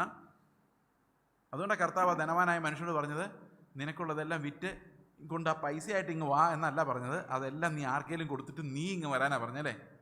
അങ്ങനെയല്ലേ പറഞ്ഞേ? സീസറിന് കരം കൊടുക്കുന്ന വിഹിതമാണോ എന്ന് ചോദിച്ചപ്പോൾ കർത്താവ് എന്താ പറഞ്ഞത്? നിങ്ങളൊരു നാണയം കൊണ്ടുവരാൻ പറഞ്ഞു. നാണയം കൊണ്ടുവന്നപ്പോൾ അതിൽ ഉള്ള മുദ്രയും മേലെഴുത്തും ആരുടേതെന്ന് ചോദിച്ചു. സീസറിൻ്റെ എന്ന ഒരു ഉത്തരം പറഞ്ഞു. കർത്താവ് പറഞ്ഞു, സീസറിനുള്ളത് സീസറിന് കൊടുത്തേക്ക്, ദാറ്റ് മച്ച് ഈസ് ക്ലിയർ. അതിന് ശേഷം പറഞ്ഞെന്നറിയോ? ദൈവത്തിൻ്റെ മുദ്രയുള്ളതെല്ലാം അതാരാ? ഈ മനുഷ്യൻ, ഈ നാണയം പിടിച്ചോണ്ടിരിക്കുന്ന മനുഷ്യൻ. അവൻ ആ നാണയം ഇട്ട് കായിനാകുന്നതിന് പകരം ആ നാണയം ഒഴിവാക്കിയിട്ട് അവനെ തന്നെ സമർപ്പിക്കുന്നതാണ് ഹാബേൽ എന്ന് പറയുന്നത്. ഇത് ബൈബിളിൽ മുഴുവൻ നമുക്ക് കാണാം. ഹാബേലിലൂടെ, ഹാനോക്കിലൂടെ, നോഹയിലൂടെ, എബ്രഹാമിലൂടെ യെരുശലേമിലേക്ക്, പുത്തൻ യെരുശലേമിലേക്ക് പോകുന്ന ദൈവത്തിൻ്റെ ജനവും കായിനിലൂടെ, മനുഷ്യനിർമ്മിതമായൊരു മതത്തിലൂടെ, ക്രിസ്തുവിനെ നിഷേധിക്കുന്ന പ്രമാണങ്ങളിലൂടെ മനുഷ്യന്റെ നിർമ്മിതിയായ ബാബിലോണിന്റെ മഹത്വത്തിലേക്കും നാശത്തിലേക്കും പോകുന്ന വലിയൊരു ജനക്കൂട്ടം. ഉൽപ്പത്തി പുസ്തകം മുതൽ വെളിപ്പാട് വരെ വായിക്കുമ്പോൾ ഇത് 2 നഗരങ്ങളുടെ കഥ, 2 വിശ്വാസത്തിൻ്റെ കഥ, ദൈവത്തിൻ്റെയും മനുഷ്യരും തമ്മിലുള്ള ആ കോൺഫ്ലിക്റ്റിൻ്റെ കഥയാണ് വേദപുസ്തകം പറയുന്നത്. മാനുഷികമായതും ദൈവികമായതും. നിങ്ങൾ വിചാരിക്കുന്നത് പോലെ ദൈവത്തിൻ്റെ ഏറ്റവും വലിയ ശത്രു സാത്താനല്ല. അതിൻ്റെ കാരണം സാത്താൻ ദൈവത്തിൻ്റെ ആജ്ഞകൾ കേട്ട് വിറയ്ക്കുന്ന, നിസ്സഹായനായ, ദൈവത്തെ ഭയപ്പെടുന്ന, ഇങ്ങോട്ട് വാടാ എന്ന് പറഞ്ഞാൽ വിറച്ചോണ്ട് ചെല്ലുന്ന, പോടാ എന്ന് പറഞ്ഞാൽ ഇല്ലേ, ദൈവം പോടാ എന്ന് പറഞ്ഞാൽ സാത്താന് പോകാതിരിക്കാൻ പറ്റുമോ? പാസ്റ്റർമാർ പറഞ്ഞാൽ പോകുന്നുണ്ടല്ലോ, പിന്നെ ദൈവം പറഞ്ഞാൽ പോകില്ലേ?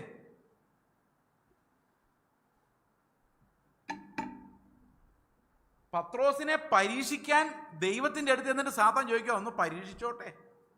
അത്രയേ ഉള്ളൂ. സാത്താൻ പെർമിഷൻ വേണം. എങ്ങനെ ദൈവത്തിൻ്റെ എതിരാളിയാകുന്നത്? ഈ ദൈവത്തിൻ്റെ എതിരാളി ആരാന്നറിയോ? മനുഷ്യനാ. ആദമിനോട് അന്ന് സാത്താൻ എന്താ പറഞ്ഞത്?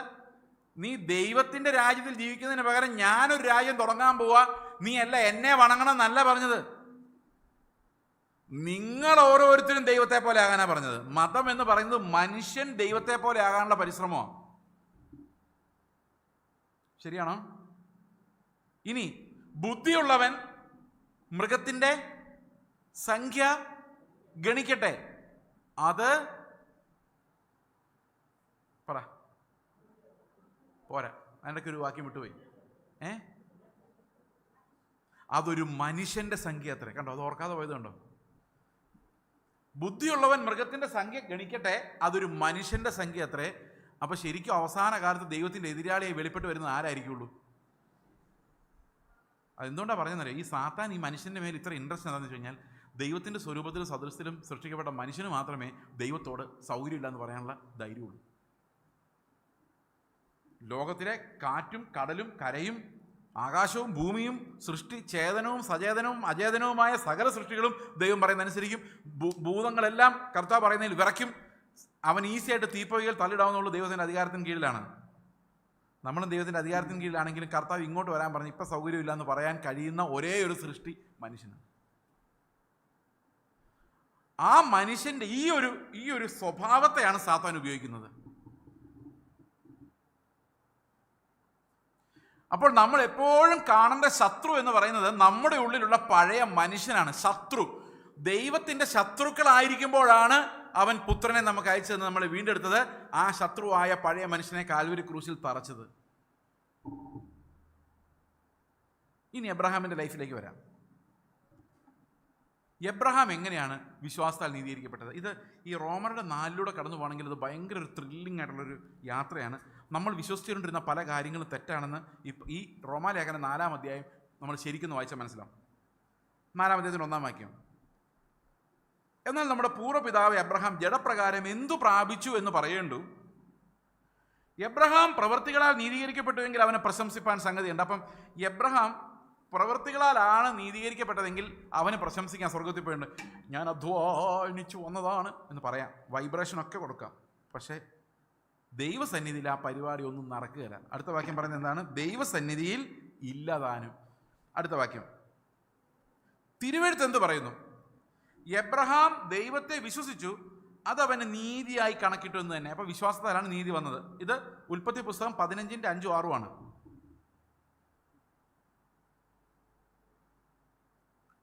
ഓക്കെ. അടുത്ത വാക്യം. എന്നാൽ പ്രവർത്തിക്കുന്നവന് കൂലി കണക്കിടുന്നത് കൃപയായിട്ടല്ല കടമായിട്ടത്രേ. പ്രവർത്തിക്കാത്തവനെങ്കിൽ അഭക്തനെ നീതീകരിക്കുന്നവൻ വിശ്വസിക്കുന്നവൻ്റെ വിശ്വാസം നീതിയായി കണക്കിടുന്നു. ഇപ്പോൾ ഉദാഹരണത്തിന് അതിൻ്റെ ഞാനൊന്ന് വിശദീകരിക്കാം. ഇപ്പം ഞാനിവിടെ ഈ ചർച്ചിൽ ഒരു പണി ചെയ്യാൻ വരുമെന്ന് വിചാരിച്ചോ. എന്ത് പണിയാണ് ഇവിടെ അത്യാവശ്യമുള്ളത്? എനിക്ക് പണിയൊന്നും അങ്ങനെ അറിയത്തില്ല. എന്തെങ്കിലും സൗണ്ട് പ്രൂഫാണോ ഇത്? അല്ല, സൗണ്ട് പ്രൂഫ് ആക്കുന്ന പണിയായിട്ട്. സൗണ്ട് പ്രൂഫ് അല്ലാന്ന് എനിക്ക് തോന്നി. അതാ ഞാൻ വെളിയിൽ നിന്നപ്പോൾ സൗണ്ട് വരുന്നുണ്ടായിരുന്നു. അപ്പോൾ സൗണ്ട് പ്രൂഫ് ആക്കുന്നതിൻ്റെ പണിയായിട്ട് ഞാൻ വന്നിരിക്കുക. അപ്പോൾ ഞാൻ എൻ്റെ പണിയെല്ലാം തീർത്തിട്ട് പോകാൻ നേരത്ത് ഞാൻ പറഞ്ഞ പൈസ പാസ്റ്റർ തരികയാണ്. ഓക്കെ. എന്നിട്ട് എന്നോട് പറയാണ്, കൃപയാണെന്ന് വിചാരിച്ചാൽ മതി. അപ്പം ഞാൻ എന്ത് മറുപടി പറയും? കൃപയോ? ഇന്ന് 5 മണിക്ക് ഈ പണി കഴിഞ്ഞ് ഞാൻ വെളിയിൽ ഇറങ്ങിയപ്പോൾ നിങ്ങൾ എനിക്ക് പൈസ തന്നില്ലെങ്കിൽ ഈ എത്ര രൂപ ആയിരിക്കും? 10,000 രൂപ എന്ന് വിചാരിച്ചോ. ഈ 10,000 രൂപ നിങ്ങൾ എനിക്ക് കടംപ്പെട്ടിരിക്കോ? കടമാണ്. ഞാൻ അങ്ങോട്ട് പ്രവർത്തിച്ചതിൻ്റെ കടമാണ് നിങ്ങൾ വീട്ടുന്നത്. അത് കൃപയല്ല, പിന്നെന്താണ്? അപ്പോൾ ഒരു മനുഷ്യൻ പ്രവർത്തിച്ചിട്ട് ദൈവം അവനെ വിളിച്ച് ഇന്നാടാ നിനക്ക് സ്വർഗമെന്ന് പറഞ്ഞു കഴിഞ്ഞാൽ അതെന്താണ്?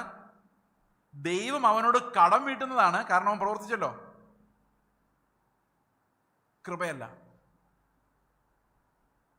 മനസ്സിലായോ? അപ്പം നമ്മൾ എത്ര പേര് പ്രവർത്തിച്ചിട്ട് ദൈവത്തിനിടുന്ന കടം? അത് നമ്മൾ പറയുന്നുണ്ട്, ദൈവത്തെ കടക്കാരനാക്കാൻ നമ്മൾ തന്നെ. അവൻ ആർക്കും കടക്കാരനല്ല. ഈ പാട്ട് ഭയങ്കര പ്രശ്നം കേട്ടോ.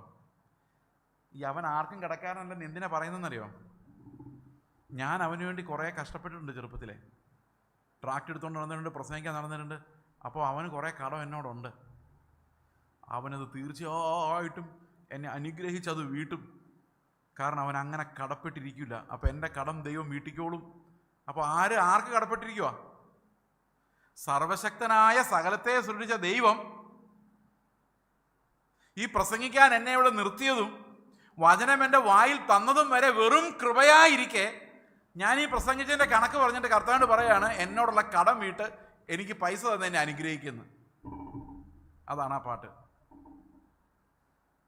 ഓക്കെ. അപ്പോൾ ഈ എബ്രഹാമിൻ്റെ ലൈഫ് നമ്മൾ നോക്കിക്കഴിഞ്ഞാൽ ഇവിടെ പറയുന്നത്, പ്രവർത്തിക്കാത്തവനെങ്കിലും അഭക്തനെ നീതീകരിക്കുന്നവൻ വിശ്വസിക്കുന്നവൻ അവൻ്റെ വിശ്വാസം നീതിയായി കണക്കിടുന്നു എന്ന് പറഞ്ഞു കഴിഞ്ഞാൽ, ഒരു യഥാർത്ഥ ഒരു വിശ്വാസി നീതീകരിക്കപ്പെടണമെങ്കിൽ അവൻ ഇങ്ങനെ വിശ്വസിക്കണം: പ്രവർത്തിച്ചാൽ ദൈവം നീതീകരിക്കുന്നുള്ളതിന് പകരം പ്രവർത്തിക്കാത്തവനെ നീതീകരിക്കാനും ദൈവത്തിന് കഴിയും. എന്നെപ്പോലൊരു പാപിയെ വേണമെങ്കിലും ദൈവത്തിന് നീതിമാനാക്കി മാറ്റാൻ കഴിയുമെന്ന് എൻ്റെ പാപത്തെ മനസ്സിലാക്കി കർത്താവിൽ വിശ്വസിച്ചാൽ മാത്രമേ അവന് നീതിയായത് കണക്കിടുന്നുള്ളൂ. അടുത്ത വാക്യം നോക്കി. അടുത്ത വാക്യമല്ല, ഇനി അബ്രഹാമിൻ്റെ ലൈഫിലേക്ക് നമുക്ക് നോക്കാം. എബ്രഹാം വളരെ ബലഹീനനായൊരു മനുഷ്യനായിരുന്നു. അങ്ങനെ ആയിരുന്നു. ഏലിയാവെല്ലാം നമുക്ക് സമ സ്വഭാവമുള്ളവരായിരുന്നു. എബ്രഹാം അങ്ങനെ തന്നെയായിരുന്നു. എല്ലാ മനുഷ്യരും ആദമിൻ്റെ തന്നെ സന്തതികളാണ്. നമ്മളെല്ലാം വളർന്നു വന്ന സാഹചര്യം അനുസരിച്ചുള്ള വ്യത്യാസം ഉണ്ടെന്നുള്ളതല്ലാതെ ഈ പാപത്തിൻ്റെ സീഡ് എല്ലാവരിലും ഒന്ന് തന്നെയാണ്. അപ്പോൾ എബ്രഹാം ആദ്യമൊക്കെ ഭയങ്കരമായിട്ട് ഭയപ്പെടുന്ന ആളായിരുന്നു. തൻ്റെ ഭാര്യയെ രാജാവ് കൊണ്ടുപോകുമെന്ന് പേടിച്ചിട്ട് ഭാര്യയോട് അബ്രഹാം പറഞ്ഞു കൊടുക്കുന്ന സൂത്രം എന്താണെന്നറിയോ? അവർ വരുമ്പം ഞാൻ നിൻ്റെ ആങ്ങളെയാണെന്ന് പറഞ്ഞാൽ മതി. ഒന്ന് ആലോചിച്ച് നോക്കി, എന്ത് ഭയങ്കര ക്രൂരതയാണത്. അപ്പോൾ പട്ടാളക്കാർ ഒന്ന് ആരെ കൊണ്ടുപോയിക്കോളും? സാറയെ കൊണ്ടുപോയിക്കോളും. അപ്പോൾ എബ്രഹാം പറയാണ്, നിന്നെ അവർ പിടിച്ചോണ്ട് പോകായിരിക്കും, അത് എന്തായാലും പോവും, പക്ഷെ എൻ്റെ ജീവൻ നീ രക്ഷിക്കണം. അതതിനർത്ഥം തന്നെ, നീ പോയാലും എനിക്ക് പ്രശ്നമില്ല. അങ്ങനെയല്ലേ? നീ പോയാലും എനിക്ക് പ്രശ്നമില്ല, എൻ്റെ ജീവൻ രക്ഷപ്പെടണം എന്നുള്ളത് നീ ആഗ്രഹിക്കാവുള്ളൂ. അതുകൊണ്ട് നീ അവിടെ ചെന്നിട്ട് എനിക്ക് ഭർത്താവുള്ള ആളാണെന്ന് പറയുന്നുണ്ട്. ഇയാൾ എൻ്റെ സഹോദരനാണെന്ന് പറഞ്ഞാൽ മതി എന്ന് പറഞ്ഞ ആളാണ് എബ്രഹാം. എന്നിട്ട് ആ എബ്രഹാമിനെ സാറ യജമാനെന്ന് വിളിച്ചിരുന്നു എന്നുള്ളതാണ് സാറായുടെ ക്വാളിറ്റി. ഇന്നത്തെ സഹോദരിമാരെല്ലായിരുന്നു എന്തായിരുന്നു അവസ്ഥയെന്ന്. ഓക്കെ, അതവിടെ കിടക്കട്ടെ. ഈ എബ്രഹാം കർത്താവ് സന്തതി ഉണ്ടാകുമെന്ന് പറഞ്ഞപ്പം നിങ്ങൾ വിചാരിക്കുന്നുണ്ട് എബ്രഹാം വിശ്വസിച്ചു. ഒരു കാര്യം ഉറപ്പാണ്, എബ്രഹാം വിശ്വസിച്ചു, അവനെ നീതിയായി കണക്കിടുകയും ചെയ്തു. പക്ഷേ അപ്പോഴും എബ്രഹാം ബലഹീനാണ്. ഒരു നീതിപ്രവൃത്തി അവനൊന്നും ഉണ്ടായിട്ടില്ല. നിന്റെ പിതൃഭവനത്തെ വിട്ട് നീ ഇറങ്ങാൻ പറഞ്ഞു. പിതൃഭവനത്തിലുള്ള സകലരെയും വിളിച്ചുകൊണ്ടാണ് അവൻ ഇറങ്ങുന്നത്. സത്യം പറഞ്ഞാൽ അതെല്ലാം വിട്ടുപോകാനാ എബ്രഹാമിനെ കർത്താവ് വിളിച്ചത്. അവനെ മാത്രമേ വിളിച്ചുള്ളൂ. ഇവനെ അപ്പനെ സഹിതമാണ് കൊണ്ടുപോകുന്നത്. ഒരു സൈഡിൽ കൂടെ നോക്കിയാൽ എബ്രഹാമിൻ്റെ ഒരു വിഷയവും ശരിയായിട്ട് നടന്നിട്ടില്ല. പക്ഷേ ഒരു രസകരമായൊരു കാര്യം എന്താണെന്ന് വെച്ച് കഴിഞ്ഞാൽ, ഈ എബ്രഹാം ഇസ്ഹാക്കിനെ യാഗം അർപ്പിക്കണമെന്ന് പറയുമ്പം 100-ാം വയസ്സിലാണ് ഇസ്ഹാക്ക് ഉണ്ടാകുന്നത്. അത് കഴിഞ്ഞ് എത്രയോ വർഷങ്ങൾ കഴിഞ്ഞപ്പോൾ എബ്രഹാം പിന്നെയും പ്രായമായി. 100-ാം വയസ്സിലൊരു കൊച്ചുണ്ടാകുന്ന അത്ഭുതമാണ്.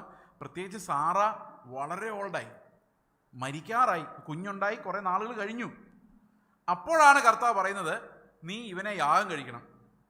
അവിടെ പ്രത്യേകിച്ച് പറയുന്നുണ്ട് എൻ്റെ ഏകജാതനായ ഇസ്ഹാക്കിനെ. അപ്പം മറ്റേ ജാതനെ ഒന്നും കണക്ക് കൂട്ടിയിട്ടില്ല, ഇസ്മായിലിനൊന്നും കണക്ക് കൂട്ടിയിട്ടില്ല. ഈ ഒരു ഇസ്ഹാക്കിനെ മാത്രമാണ് കണക്ക് കൂട്ടിയേക്കുന്നത്. അപ്പോൾ എബ്രഹാമിൻ്റെ ഉള്ളിലൊരു ഫെയ്ത്ത് ഉണ്ട്. എന്താ ഫെയ്ത്ത്? ആകാശത്തിലെ നക്ഷത്രങ്ങൾ പോലെ എനിക്ക് സന്തതി ഉണ്ടാകും. പ്രായം 115 അല്ലെ 118, എനിക്കറിയില്ല കൃത്യമായിട്ട്. ഭാര്യ മരിക്കാറായി. വാഗ്ദത്തം എന്താ? ആകാശത്തിലെ നക്ഷത്രങ്ങൾ പോലെ സന്തതി ഉണ്ടാകും. കയ്യിൽ ആരുണ്ട്? ഒരു ഇസ്ഹാക്കുണ്ട്. ആകെ ഒരു ഇസ്ഹാക്കുണ്ട്. ആ ഇസ്ഹാക്കിനെയാണ് കർത്താവ് യാഗം അർപ്പിക്കാൻ പറയുന്നത്. അപ്പോൾ ഈ എബ്രഹാം ഈ ഇസ്ഹാക്കുമായിട്ട് യാഗം കഴിക്കാൻ വേണ്ടി പോകുമ്പം എബ്രഹാമിൻ്റെ മനസ്സിൽ എന്തായിരുന്നു? വിശ്വാസം പോയോ? പൗലോസ് പറയുന്നു വിശ്വാസം പോയില്ല. എന്തായിരുന്നു വിശ്വാസം? ആകാശത്തിലെ നക്ഷത്രങ്ങൾ പോലെ എനിക്ക് സന്തതി ഉണ്ടാവും. അപ്പോൾ എബ്രഹാമിൻ്റെ വിശ്വാസം ശരിക്കും എന്തായിരുന്നു എന്ന് റോമാലേഖനം 4:17 പറഞ്ഞിട്ടുണ്ട്. എന്തായിരുന്നു? വായിക്കാം. മരിച്ചവരെ ഉയർപ്പിക്കുകയും ഇല്ലാത്തതിനെ ഉള്ളതുപോലെ വിളിച്ചു വരുത്തുകയും ചെയ്യുന്നവനായി താൻ വിശ്വസിച്ച ദൈവത്തിൽ. അപ്പൊ എങ്ങനെയാ എബ്രഹാം ദൈവത്തിൽ വിശ്വസിച്ചത്? മരിച്ചവരെ ഉയർപ്പിക്കും, ഇല്ലാത്തതിനുള്ളതുപോലെ. അപ്പം ഈ ഇസ്ഹാക്കുമായിട്ട് യാഗം അർപ്പിക്കാൻ പോകുമ്പോൾ എബ്രാഹിമിൻ്റെ മനസ്സിൽ എന്താ ഉള്ളത്? ദൈവം വാഗ്ദത്തം ഉറപ്പായിട്ടും പാലിച്ചിരിക്കും. കാരണം അത് ആണയായിട്ടാണ് എബ്രഹാമിന് കൊടുത്തത്. പക്ഷേ കയ്യിലൊന്നുമില്ല. ഇപ്പം നമ്മുടെ അവസ്ഥ അതല്ലേ? സ്വർഗത്തിൽ പോകുന്നൊരു വാഗ്ദത്തം ഉണ്ട്, നമ്മുടെ കയ്യിലെങ്ങൊന്നും ഇല്ല. അപ്പോൾ എബ്രഹാം വിശ്വസിക്കുകയാണ്, മരിച്ചവരെ ഉയർപ്പിച്ചിട്ടായാലും, അതായത് ഇസ്ഹാക്കിനെ യാഗം അർപ്പിച്ചാൽ അവൻ മരിച്ചാലും അവനെ ഉയർപ്പിച്ച് തരാൻ ദൈവത്തിന് പറ്റും. വിശ്വാസം നമ്പർ 1. ഇനി വിശ്വാസം നമ്പർ 2. ഈ ഇസ്ഹാക്കിനെ ജീവിപ്പിക്കുന്നില്ല എന്ന് കർത്താവ് തീരുമാനിച്ചാലും ഇല്ലാത്തടത്ത് നിന്ന് എനിക്ക് മക്കളെ വിളിച്ചു തരാൻ ദൈവത്തിന് കഴിയും എന്ന് എബ്രഹാം വിശ്വസിച്ചു. അപ്പോൾ അത് രണ്ടും ദൈവം എബ്രഹാമിന് കൊടുത്തു. മരിച്ചവരിൽ നിന്ന് എന്ന പോലെ എബ്രഹാം ഇസ്ഹാക്കിനെ തിരിച്ചു പ്രാപിച്ചു. അപ്പോൾ പുനരുത്ഥാനത്തിൽ വിശ്വസിച്ച് ശരിയായി. കാരണം യാഗം കഴിച്ചതായിട്ടാണ് കണക്ക്. അപ്പോൾ യാഗം കഴിച്ചെങ്കിൽ പിന്നെ ഇസ്ഹാക്ക് എങ്ങനെ തിരിച്ചു വന്നു? പുനരുത്ഥാനത്തിൽ നിന്നെന്ന പോലെ. ശരിയല്ലേ? അത് എബ്രായ ലേഖനത്തിൽ പറയുന്നതാണ്. പിന്നെ അതിൻ്റെ കൂടെ ഒരു കാര്യം വിശ്വസിച്ചു, ഇല്ലാത്തടത്ത് നിന്ന്. അത് കർത്താവ് പറയുന്നുണ്ട് പരീശന്മാരോട്, എബ്രഹാമിന് വേണമെങ്കിൽ കല്ലിൽ നിന്ന് വരെ മക്കളെ കൊടുക്കാവുന്ന ഒരു ഫെയ്ത്ത് ആയിരുന്നു എബ്രഹാമിനുണ്ടായിരുന്നത്. അങ്ങനെ ഇല്ലാത്തടത്ത് നിന്ന് എബ്രഹാമിന് കിട്ടിയ മക്കളാണ് നമ്മൾ. അപ്പോൾ എബ്രഹാം ബഹുജാതികൾക്ക് പിതാവായോ? പിതാവായി. അപ്പോൾ വിശ്വാസത്താൽ ഇതേ വിശ്വാസമുള്ളവർക്കെല്ലാം പിതാവാകേണ്ടതിന് തന്നെ എന്ന് പറഞ്ഞാൽ ഈ പുനരുത്ഥാനത്തിൽ വിശ്വസിക്കുന്ന സകലരും ആരുടെ മക്കളാണ്? എബ്രഹാമിൻ്റെ മക്കളാണ്. ഇനി ഇത് മാത്രമല്ല, നമുക്കൊരു കൊച്ചുണ്ടാവുകയാണെങ്കിൽ നമ്മൾ താമസിക്കുന്ന വീട് ആ കൊച്ചിനെ കൊടുത്താൽ മതി, വേറെ അധ്വാനിക്കൊന്നും വേണ്ട. 2 പിള്ളേരുണ്ടാവുകയാണെങ്കിലോ ഒരു വീട് എക്സ്ട്രാ പണിയേണ്ടി വരും. അവന്മാരൊന്നും പണിയാൻ പോകുന്നില്ലെന്ന് അപ്പനും അമ്മയ്ക്ക് അറിയാം. അതുകൊണ്ടാണല്ലോ തലമുറയായിട്ട് ഞാൻ തന്നെ സമ്പാദിക്കണമെന്ന് എനിക്ക് തോന്നുന്നേ. മക്കളൊന്നും ശരിയാവുമെന്ന് ബോധ്യമുണ്ട്, അവർ തന്നെ പണിതോളെന്ന് വിചാരിച്ചാൽ പോരെ. അങ്ങനെ വിചാരിക്കാൻ പറ്റില്ല. കാരണം അത്രയൊന്നും വിശ്വാസം മക്കളുടെ മേൽ അപ്പനും അമ്മയ്ക്കും. എന്തൊരു കാലം, എന്തൊരു ലോകം. ഓക്കെ, അപ്പം 10 പിള്ളേരുണ്ടാവുമെന്ന് പറയുകയാണെങ്കിലോ നമ്മൾ ചുറ്റും കഷ്ടപ്പെടും. ആകാശ നക്ഷത്രങ്ങൾ പോലെ പിള്ളേർ വരും എന്ന് പറഞ്ഞാൽ നമ്മൾ എന്ത് ചെയ്യും സഹോദരങ്ങളെ? വീട് പണിയുമോ, പട്ടണം പണിയുമോ, രാജ്യം പണിയുമോ, തികയോ എവിടെയെങ്കിലും? അപ്പോൾ എബ്രഹാം എന്തായിരുന്നു പറയേണ്ടത് ഇസ്ഹാക്കിനോടും പിള്ളേരോടും?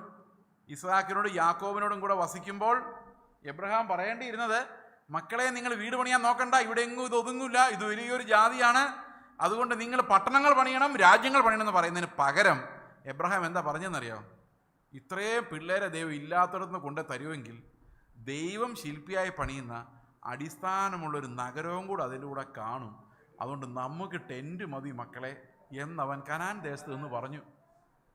അപ്പൊ ടെൻറ്റ് മതിയെന്ന് ഇവിടെ തോന്നണമെങ്കിലും എനിക്ക് സ്വർഗത്തിൽ ഒരു ഭവനമുണ്ടെന്നും ദൈവം കൈപ്പണിയായി പണിയുന്ന ഒരു ദൈവം ശില്പിയായി പണിയുന്ന അടിസ്ഥാനങ്ങളുള്ളൊരു നഗരം അവിടെ ഉണ്ടെന്നും എനിക്ക് ബോധ്യമുണ്ടെങ്കിലേ എനിക്കിവിടെ ടെൻറ്റ് മതിയെന്ന് തീരുമാനിക്കാൻ പറ്റുള്ളൂ. അപ്പോൾ എബ്രഹാമിൻ്റെ ഫെയ്ത്ത് എന്ന് പറയുന്നത് വെറും ഫെയ്ത്ത് അല്ല, അത് എങ്ങനെ ഫലം പുറപ്പെടുവിച്ചു എന്നാണ് നമ്മളവിടെ കാണുന്നത്. ഇനി ഇതിനകത്ത് വളരെ ക്രൂഷ്യലായിട്ടുള്ളൊരു കാര്യം, വിശ്വാസത്താലുള്ള നീതി എങ്ങനെ വരുന്നു എന്നുള്ളതിന് വളരെ ക്രൂഷ്യലായിട്ടൊരു കാര്യമുണ്ട്. അതെന്താണെന്ന് വെച്ച് കഴിഞ്ഞാൽ, എന്തുകൊണ്ടാണ് യേശു തന്നെ എഴുന്നേറ്റ് പോയി എന്ന് വിശ്വസിക്കാതെ പിതാവ് അവനെ മരിച്ചവരുടെ ഉയർപ്പിച്ചു? നമ്മൾ ഈ റോമാലേഖനം 4 അവസാനത്തെ വാക്യം വായിക്കുമ്പോഴും എഫേസ്യ ലേഖനം വായിക്കുമ്പോഴും എല്ലാം ഇങ്ങനെയൊരു കോണ്ടക്സ്റ്റാണ് കാണുന്നത്. അതായത് പിതാവ് അവനെ മരിച്ചവരിൽ നിന്ന് ഉയർപ്പിച്ചു എന്ന് ഹൃദയത്തിൽ വിശ്വസിക്കുന്നവർക്കാണ് ഈ നീതി കണക്കിടുന്നത്.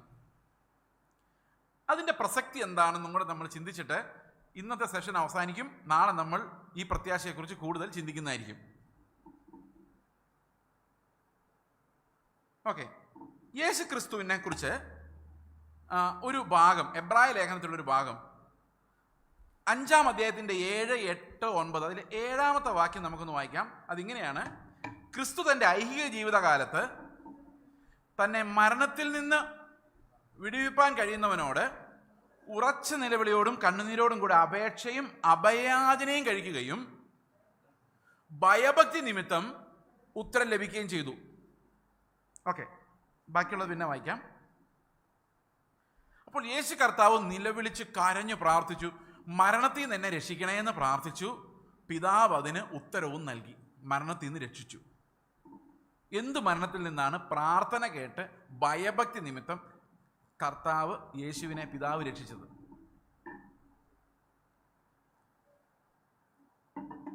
ഒരു കൂട്ടം ദുരുപദേശകർ പറയുന്നത് യേശു ക്രിസ്തുവിന് പാപം ചെയ്തു മരിച്ചു പോകുമോ, അതായത് ആത്മമരണം സംഭവിക്കുമോ എന്നൊരു പേടിയുണ്ടായിരുന്നു. അതുകൊണ്ട് കർത്താവേ, പിതാവേ, ഞാൻ ഇവിടെ ഈ ലോകത്ത് വന്ന് ജീവിച്ചിട്ട് പാപം ചെയ്ത് ഇല്ലാതായി പോകല്ലേ എന്ന് പറഞ്ഞ് നിലവിളിച്ചു.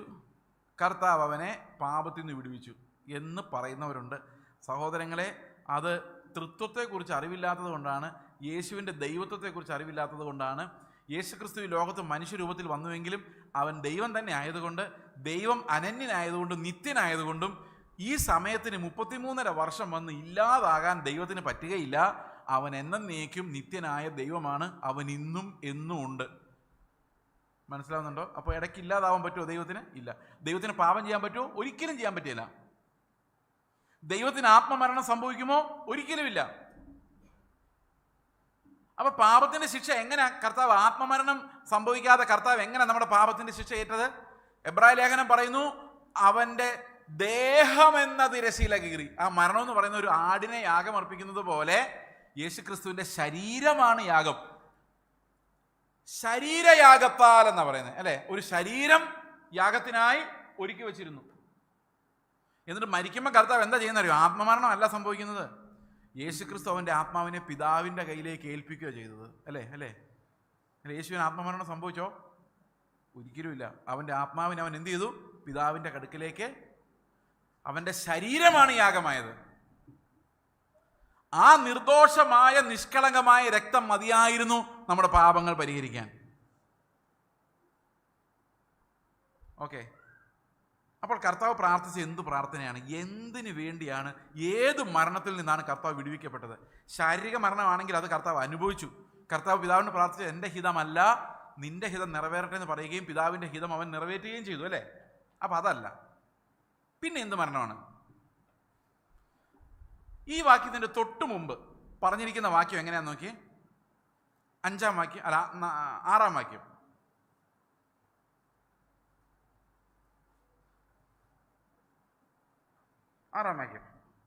ഞാൻ വായിക്കാം. അങ്ങനെ മറ്റൊരിടത്തും നീ മൽക്കിസേദേക്കിന്റെ ക്രമപ്രകാരം എന്നേക്കും ഒരു പുരോഹിതൻ എന്ന് പറയുന്നു. ഇനി ഇത് കഴിഞ്ഞിട്ട് 10-ാം വാക്യം നോക്കിയേ.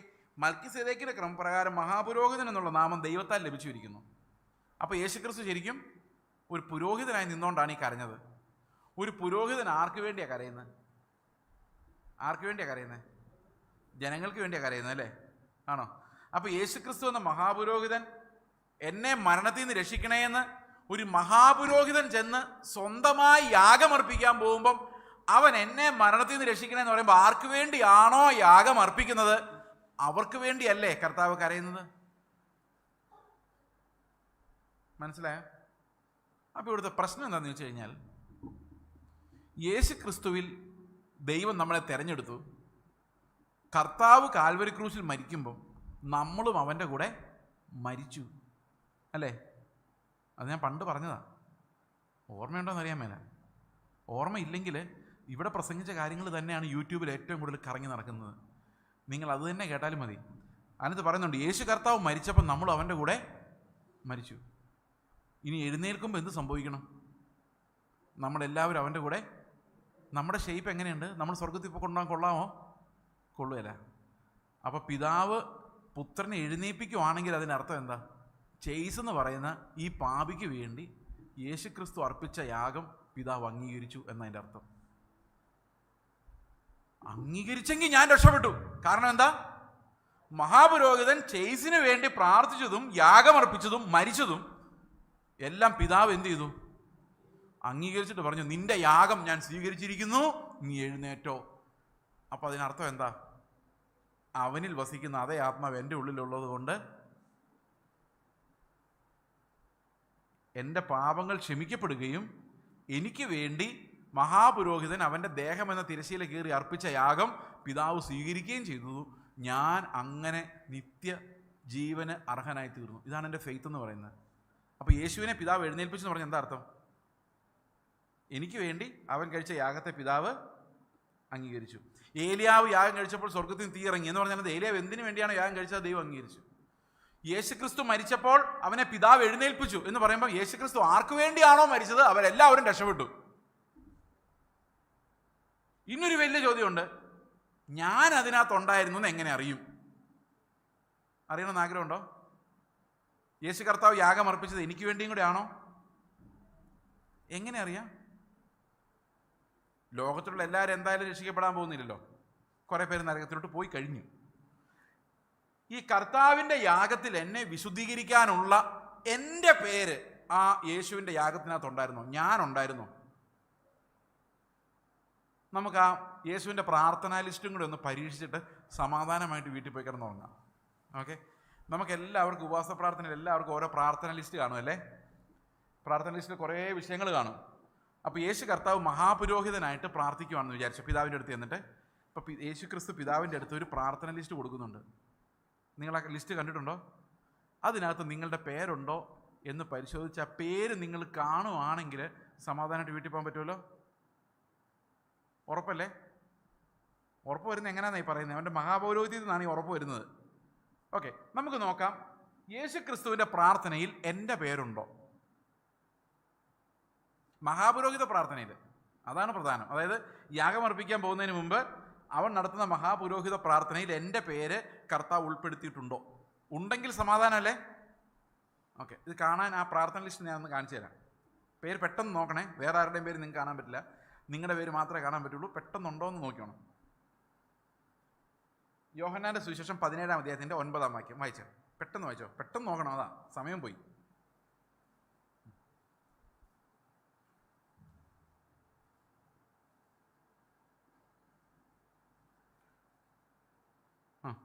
കിട്ടിയില്ല? വായിച്ചോ ആരെങ്കിലും?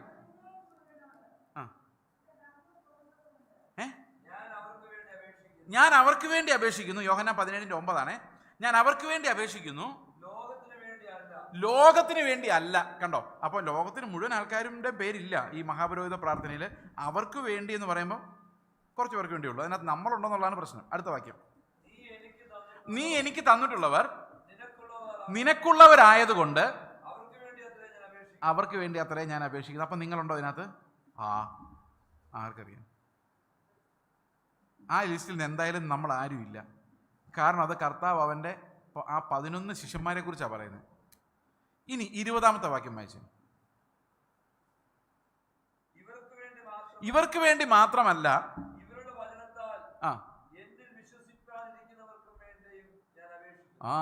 ഇവരുടെ വചനത്താൽ എന്നിൽ വിശ്വസിക്കാനിരിക്കുന്നവർക്ക് വേണ്ടി കൂടെ ഞാൻ അപേക്ഷിക്കുന്നു. ആ ലിസ്റ്റിലുണ്ടോ? നിങ്ങളുടെ പേരുണ്ടോ? ഇല്ലേ? അപ്പോൾ യേശു പ്രാർത്ഥിച്ചപ്പോൾ കർത്താവ് വിശ്വസിക്കുന്ന ആളായിട്ട് എന്നെ കണ്ടു. എൻ്റെ പേര് അവിടെ എഴുതി ചേർത്തിട്ട് പിതാവിനോട് പറഞ്ഞു. ചെയ്സ് എന്ന് പറഞ്ഞ ഒരുത്തനുണ്ട്. അവൻ ഈ 20-ാം നൂറ്റാണ്ടിൻ്റെ അവസാന കാലത്ത് ജനിക്കുകയും എപ്പോഴോ തട്ടിപ്പോവുകയും ചെയ്യുന്ന ഈ ചെയ്സ് എന്ന് പറയുന്ന ഈ ആൾക്കും കൂടെ വേണ്ടിയാണ്. അവൻ്റെ പേരും കൂടെ ഞാൻ നിൻ്റെ കയ്യിൽ തന്നിട്ടുണ്ട്. അതുകൊണ്ട് എൻ്റെ മരണം അവനും കൂടെ വേണ്ടിയാണ്. അവനെ രക്ഷിച്ചേക്ക് എന്ന് പറഞ്ഞിട്ടാണ് കർത്താവ് മരിച്ചത്.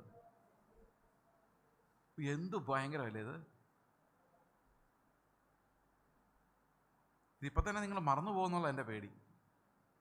ഞാൻ മല്ലപ്പള്ളിയിൽ ഒരു ചർച്ചിൽ പ്രസംഗിക്കുകയായിരുന്നു. അപ്പോൾ പ്രസംഗിച്ച് കഴിഞ്ഞപ്പോൾ ഒരു ആൻറ്റി എൻ്റെ അടുത്ത് വന്നിട്ട് പറഞ്ഞു, പാസ്റ്ററെ, ഞാൻ ഈ കാര്യം പറഞ്ഞ ശേഷം ഞാൻ വിചാരിക്കുകയായിരുന്നു എൻ്റെ മക്കൾ രക്ഷിക്കപ്പെടാൻ വേണ്ടി ഞാൻ എപ്പോഴും പ്രാർത്ഥിച്ചുകൊണ്ടിരിക്കുകയാണ്. ഞാൻ ആര് പ്രാർത്ഥിച്ചിട്ടാണ് രക്ഷിക്കപ്പെട്ടത് ഞാൻ എപ്പോഴും ആലോചിക്കുമായിരുന്നു. ഇപ്പോഴാണ് മനസ്സിലായത് 2000 വർഷങ്ങൾക്ക് മുമ്പ് യേശു കർത്താവ് തന്നെയാണ് ഞാൻ രക്ഷിക്കപ്പെടാൻ വേണ്ടി പ്രാർത്ഥിച്ചത്. ചുമ്മാതാണോ പാസ്റ്റർമാരെൻ്റെ പുറകെ നിന്ന് മാറാഞ്ഞത്? ചുമ്മാതാണോ വേണ്ട വേണ്ട എന്ന് പറഞ്ഞാലും കർത്താവ് ആൾക്കാരെ വിട്ടുകൊണ്ടിരുന്നത്? ചുമ്മാതാണോ ഇത്ര അനുഭവങ്ങൾ എൻ്റെ ജീവിതത്തിലുണ്ടായിട്ട് ഞാൻ ഈസിയായിട്ട് കർത്താവേ നീ മതിയെന്ന് എന്നെക്കൊണ്ട് പറയിപ്പിച്ചത്? ഇതിങ്ങനെ എൻ്റെ ജീവിതത്തിൽ നടക്കാൻ വേണ്ടി കർത്താവ് 2000 വർഷങ്ങൾക്ക് മുമ്പ് പിതാവിനോട് അപേക്ഷിച്ചായിരുന്നു, അവനെ വിടരുതേ, അവനിങ്ങടെ വേണ്ടിയാണിത് എന്ന് പറഞ്ഞതുകൊണ്ടാണ്. എത്ര പേർക്ക് ആശ്വാസമുണ്ട്? ഒരു കാര്യം ഉറപ്പിക്കാം, അവൻ നമ്മളെ രക്ഷിക്കാൻ പ്രാപ്തിയുള്ള മഹാപുരോഹിതനാണ്. അവൻ അവൻ്റെ ജീവനെ തന്നെ നമുക്ക് തന്നെങ്കിൽ, നമ്മുടെ ഷേപ്പ് വളരെ മോശമാണെങ്കിലും നമ്മെ പിതാവിൻ്റെ സന്നിധിയിൽ കളങ്കമില്ലാത്തവരായി ആനന്ദത്തോടെ നിർത്തുവാൻ കഴിവുള്ള അവനിലാണ് നമ്മൾ വിശ്വസിക്കുന്നത്. അല്ല നമ്മൾ പ്രൊഡ്യൂസ് ചെയ്യുന്ന നീതിയിലല്ല. നമ്മളെ നീതിമാന്മാരാക്കാൻ, വിശുദ്ധരാക്കാൻ കഴിവുള്ള ദൈവത്തിൻ്റെ മഹാപുരോഹിതൻ എനിക്ക് വേണ്ടി ചെയ്ത യാഗത്തിലും അവൻ്റെ പ്രാർത്ഥനയിലുമാണ് എൻ്റെ ആശ്വാസം. നമ്മൾ ചിലപ്പം ചില പാസ്റ്റർമാർ പറയും, ഞങ്ങൾക്ക് വേണ്ടി ഒന്ന് പ്രാർത്ഥിക്കണേ പാസ്റ്ററെ. അപ്പം നിങ്ങളുടെ വിചാരം എന്താണെന്ന് വെച്ച് കഴിഞ്ഞാൽ ഞങ്ങൾ പ്രാർത്ഥിക്കുന്നതിനേക്കാളും പെട്ടെന്ന് പാസ്റ്റർ പ്രാർത്ഥിച്ചാൽ ദൈവം കേൾക്കുമെന്നാണ്. സഹോദരങ്ങളെ, അങ്ങനൊരു മധ്യസ്ഥൻ നിങ്ങൾക്ക് ഏൽപ്പിക്കപ്പെട്ടിട്ടില്ല. നിങ്ങൾക്ക് ഏൽപ്പിക്കപ്പെട്ടിരിക്കുന്ന ഏക മധ്യസ്ഥനായ ക്രിസ്തുവിൻ്റെ അടുത്തേക്ക് പാസ്റ്ററിനും നിങ്ങൾക്കും എല്ലാവർക്കും കടന്നെല്ലാം അവൻ പിതാവിനോട് അപേക്ഷിക്കുന്ന ഒരു പ്രാർത്ഥനകളും ഇല്ല എന്ന് പിതാവ് പറയുകയില്ല എന്നുള്ളത് കൊണ്ട് തന്നെ യേശുക്രിസ്തു എനിക്ക് വേണ്ടി പ്രാർത്ഥിച്ചിട്ടുണ്ടെങ്കിൽ ഞാൻ രക്ഷപ്പെട്ടിട്ടുണ്ട്. ഇതാണ് നമ്മുടെ പ്രത്യാശ. I will be through because of Christ and his works. അവൻ എന്നെ രക്ഷിക്കാൻ പ്രാപ്തനായ മഹാപുരോഹിതനാണ്.